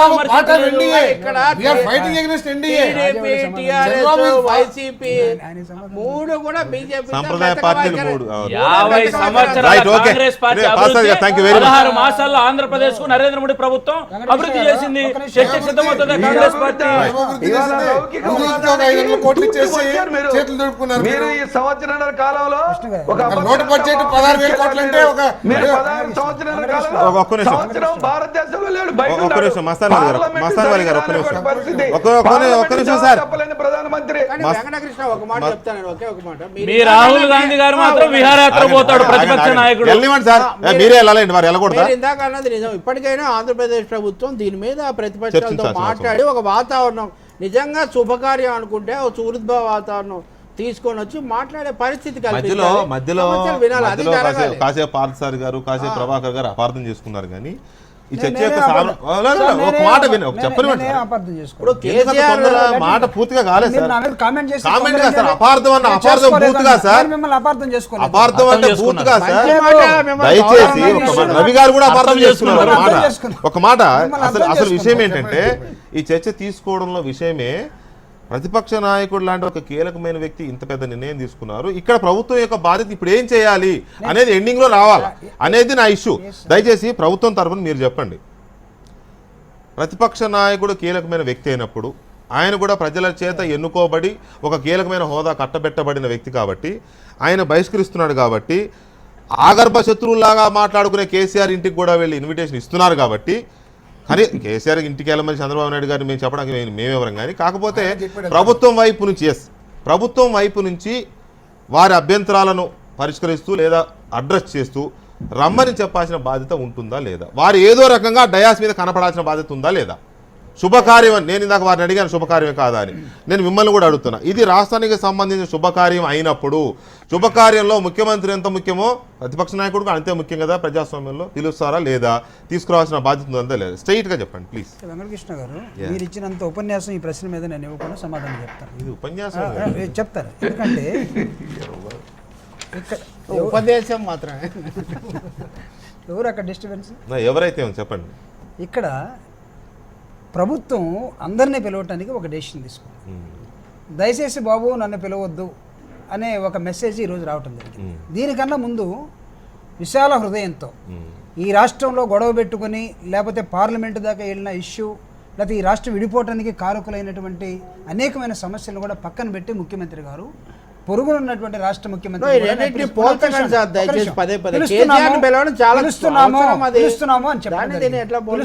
దాని తర్వాత ఈ స్టేట్మెంట్ వచ్చింది. అందరిని పిలిచే క్రమంలోనే కేసీఆర్ని పిలుస్తారు, మొత్తాన్ని పిలుస్తారు, కానీ నన్ను పిలవద్దు దయచేసి అని ఒక వాదన వచ్చిన తర్వాత ప్రభుత్వం ఖచ్చితంగా ఒక నిర్ణయాన్ని మీరు అన్నట్టుగా తీసుకోవాలి. అంటే జనరల్గానే దీన్ని చూసి పక్కన పడేసి ఇమ్మెచ్యూరిటీ ఉందిలే అంటే మీరిచ్చే ప్రయారిటీలోనే కేసీఆర్ను కూడా నేను స్వయంగా నేనే పిలుస్తా అని స్టేట్మెంట్ అధికారికంగా ఇచ్చిన చంద్రబాబు నాయుడు గారు మరి కేసీఆర్ను కూడా నేనే పిలుస్తాను అధికారికంగా చెప్పినప్పుడు మరి ఇదేంటి, దీన్ని ఎందుకు అంత లైట్గా తీసుకున్నారనే క్వశ్చన్ ఆన్సర్ లేదు. ఇది మధ్యాహ్నం వచ్చినటువంటి ఒక ప్రశ్న అండి. ఈ లెటర్ ఇవన్నీ కూడా కేసీఆర్ విషయం ఎప్పుడో చెప్పారు కదా. కేసీఆర్ అంటే కేసీఆర్ ని అందరూ మనం కూడా ఆగర్భ శత్రువుగా చూస్తున్నారు. సరే చూడలేదు, విడిపోయిన రాష్ట్రంలో వేరే రాష్ట్ర ముఖ్యమంత్రి ఒక నిమిషం అక్కడ రాజీ పడింది మీరులే, మేం కాదు. కానీ అక్కడ పిలవాల్సినటువంటి అంశం ఈ ప్రశ్న ద్వారా ఉత్పన్నమైంది. ఇది పిలవాలా వద్దనేది ఖచ్చితంగా ముఖ్యమంత్రి గారు కానీ లేకపోతే కాంగ్రెస్ తెలుగుదేశంలో ఉన్నటువంటి పెద్దలు కానీ కూర్చొని మాట్లాడుకొని దీన్ని ఎలా మనం పరిష్కరించాలి. మీరు అన్నట్టుగా ప్రతిపక్ష నాయకుడు కూడా డయాస్ మీద ఉండాల్సినటువంటి అవసరం ఉంది. ఎస్, ఎందుకంటే ప్రపంచమంతా వస్తున్న నేపథ్యంలో చాలా పెద్ద పార్లమెంటరీ దేశం అని చెప్పుకున్న భారతదేశంలో ప్రధానమంత్రి వస్తుంటే నిన్నగాక మొన్న విడిపోయిన రాష్ట్రంలో ప్రతిపక్ష నాయకుడు రాలేదని ఒక ప్రశ్న కూడా వస్తుంది. దీనికి ప్రభుత్వం ఒకవైపు సమాధానం ఏదో విధంగా చెప్పాలి. మీరు నెగిటివ్ ప్రచారం చేస్తారు కాదు, అంటే నెగిటివ్ ప్రచారమా పాజిటివ్ ప్రచారం వదిలేద్దాం. ప్రతిపక్ష నాయకుడికి ఉన్నటువంటి అభిప్రాయాన్ని ఈ విధంగా ప్రకటించినటువంటి నేపథ్యంలో ప్రభుత్వం తన అభిప్రాయాన్ని కూడా స్టడీ చేసి చెప్తుంది. నేను అదే అడుగుతున్నాను. స్టడీ చేసి చెప్పడమే కాదు, వారిని కన్విన్స్ చేయడము, వారు లేవనెత్తిన అంశాలు ఏవైతున్నాయో 8 అంశాలు మీరు చదివారు కదా, ఈ అంశాల మీద అడ్రస్ చేయాల్సిన అవసరం కూడా ఉంటుంది, వారిని సాటిస్ఫై చేయాల్సిన అవసరం ఉంటుంది. ప్రభుత్వం అడిగితే కన్విన్స్ చేయాల్సిన బాధ్యత పార్థసారథి గారి మీద ఉంటుంది. రైట్, అసలు ఈ అంశం మీద స్పష్టమైన అభిప్రాయం అండి. ఒకటే, మేము రాజధానికి వ్యతిరేకం కాదు. రాజధాని మూలంగా 5 కోట్ల మంది తెలుగు వాళ్ళకి మేలు జరగలేదు మా అభిప్రాయం. కానీ మీరు చేసే విధానం అప్రజాస్వామికంగా ఉంది. మీరు బలవంతంగా భూములు తీసుకుంటాం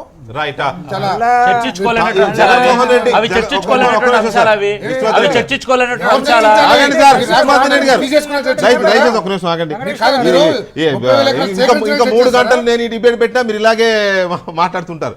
రైట్, అసలు మొత్తంగా జగన్మోహన్ రెడ్డి నిర్ణయం మీద ప్రజలు ఏమనుకుంటున్నారు ఒకసారి వాట్సాప్ రియాక్షన్స్ చూద్దాం. ప్రజాస్వామ్యాన్ని పాతిపెట్టి నియంతృత్వపు నీడలలో నిర్ణయాధికారం చెలాయిస్తూ పచ్చని పంట పొలాలను నాశనం చేసి ప్రజల జీవనాడిని ధ్వంసం చేసి ఆ సజీవ సమాధులపై పసుపు పచ్చని పునాదులతో తమ బినామీల ఆస్తులు పెందుపోయాయి 400 కోట్ల రూపాయల ప్రజాధనాన్ని దుర్యోగం చేస్తూ సాగించబోయే ఈ ప్రచార నిర్మాణపు సభలకి నేను రాను, నేను ప్రజల పక్షమని ప్రజాస్పందనను ప్రతిధ్వనిస్తున్న జగన్మోహన్ రెడ్డి మేము అభినందిస్తూ ఈ రాను అని నిరసన ప్రకటించిన పరిణామాన్ని ఆహ్వానిస్తూ మేమున్నాం. జగన్మోహన్ రెడ్డి గారు రాజధాని శంకుస్థాపనకు వెళ్ళకపోవడం అనేది అతని బహిరంగ లేఖ చదివిన తర్వాత నిజమే అనిపిస్తుంది. ఆయన తీసుకున్న నిర్ణయాన్ని మేము సమర్థిస్తున్నాము. ఎందుకంటే రాజధాని అంటే మా అందరికీ అభిమానం ఉంది, చెయ్యాలి రాజధాని అని. కానీ ఆయన తీసుకున్న నిర్ణయాలను, చంద్రబాబు నాయుడు తీసుకున్న నిర్ణయాలు ఏకపక్షంగా ఉన్నాయి. ఒకసారి కూడా అఖిలపక్షాన్ని పిలవకుండా భూములను దుర్మార్గంగా తీసుకోవడము, అదేవిధంగా రాజధానికి కేంద్రం డబ్బులు ఇస్తారంటే ఎందుకు డబ్బులు అది ఉపయోగించుకోలేదు, 1800 కోట్లు ఏమయ్యాయి డబ్బులు, ఇంత ఆర్భాటం మనకు అవసరమా? సో దీనిని మేము ఖచ్చితంగా జగన్మోహన్ రెడ్డి గారిని ఏకీభవిస్తున్నాము, చంద్రబాబు నాయుడు గారిని వ్యతిరేకిస్తున్నాము. మనకు జగన్ రాను అనడం అది బాధ్యతారహితమైనటువంటి వ్యాఖ్య. కాబట్టి ఒక బాధ్యత గల వ్యక్తి రాజకీయాలను పక్కన పెట్టి అభివృద్ధి పనుల్లో భాగస్వాములు అయితే జగన్ అక్కడికి వెళ్లకుండా ఉండడం, వెళ్ళకూడదని నిశ్చయించుకోవడం అది కరెక్టే అండి. ఎందుకంటే ఆయన అక్కడికి వెళ్ళి భూములు ఇవ్వద్దు, భూములు అడవాటు ఇవ్వద్దు, పాడైపోతున్నాయని అడవాటు చేశాడు కదా అక్కడికి వెళ్ళి. ఇప్పుడు మళ్ళీ అదే శంకుస్థాపనకి వెళ్తే ప్రజలు చీకొడతారని ఆ డెసిషన్ తీసుకున్నాడు. వ్యతిరేకత నిర్మించిన రాజధానికి మొదటి నుంచి వైసీపీ ప్రతిపక్షాలు పోరాటం చేస్తూనే ఉన్నాయి. అలాంటిది ఈరోజు ప్రతిపక్షాలకి ఆహ్వానం పంపడం వల్ల వారి పోరాటాన్ని నీరుగార్చడం మొబ్బెట్టడం అవుతుంది. కనుక జగన్ ఈ కార్యక్రమానికి రాకపోవడం సమంజసమే. అదిగా ప్రతిపక్షాలు ఈ ప్రోగ్రాంకి రావటం వల్ల ఇంత భారీ ఖర్చుని అంగీకరించినట్లు అవుతుంది. జగన్మోహన్ రెడ్డి గారు రాజధాని శంకుస్థాపన కార్యక్రమానికి హాజరు కాకపోవటాన్ని నేను సమర్థిస్తున్నాను.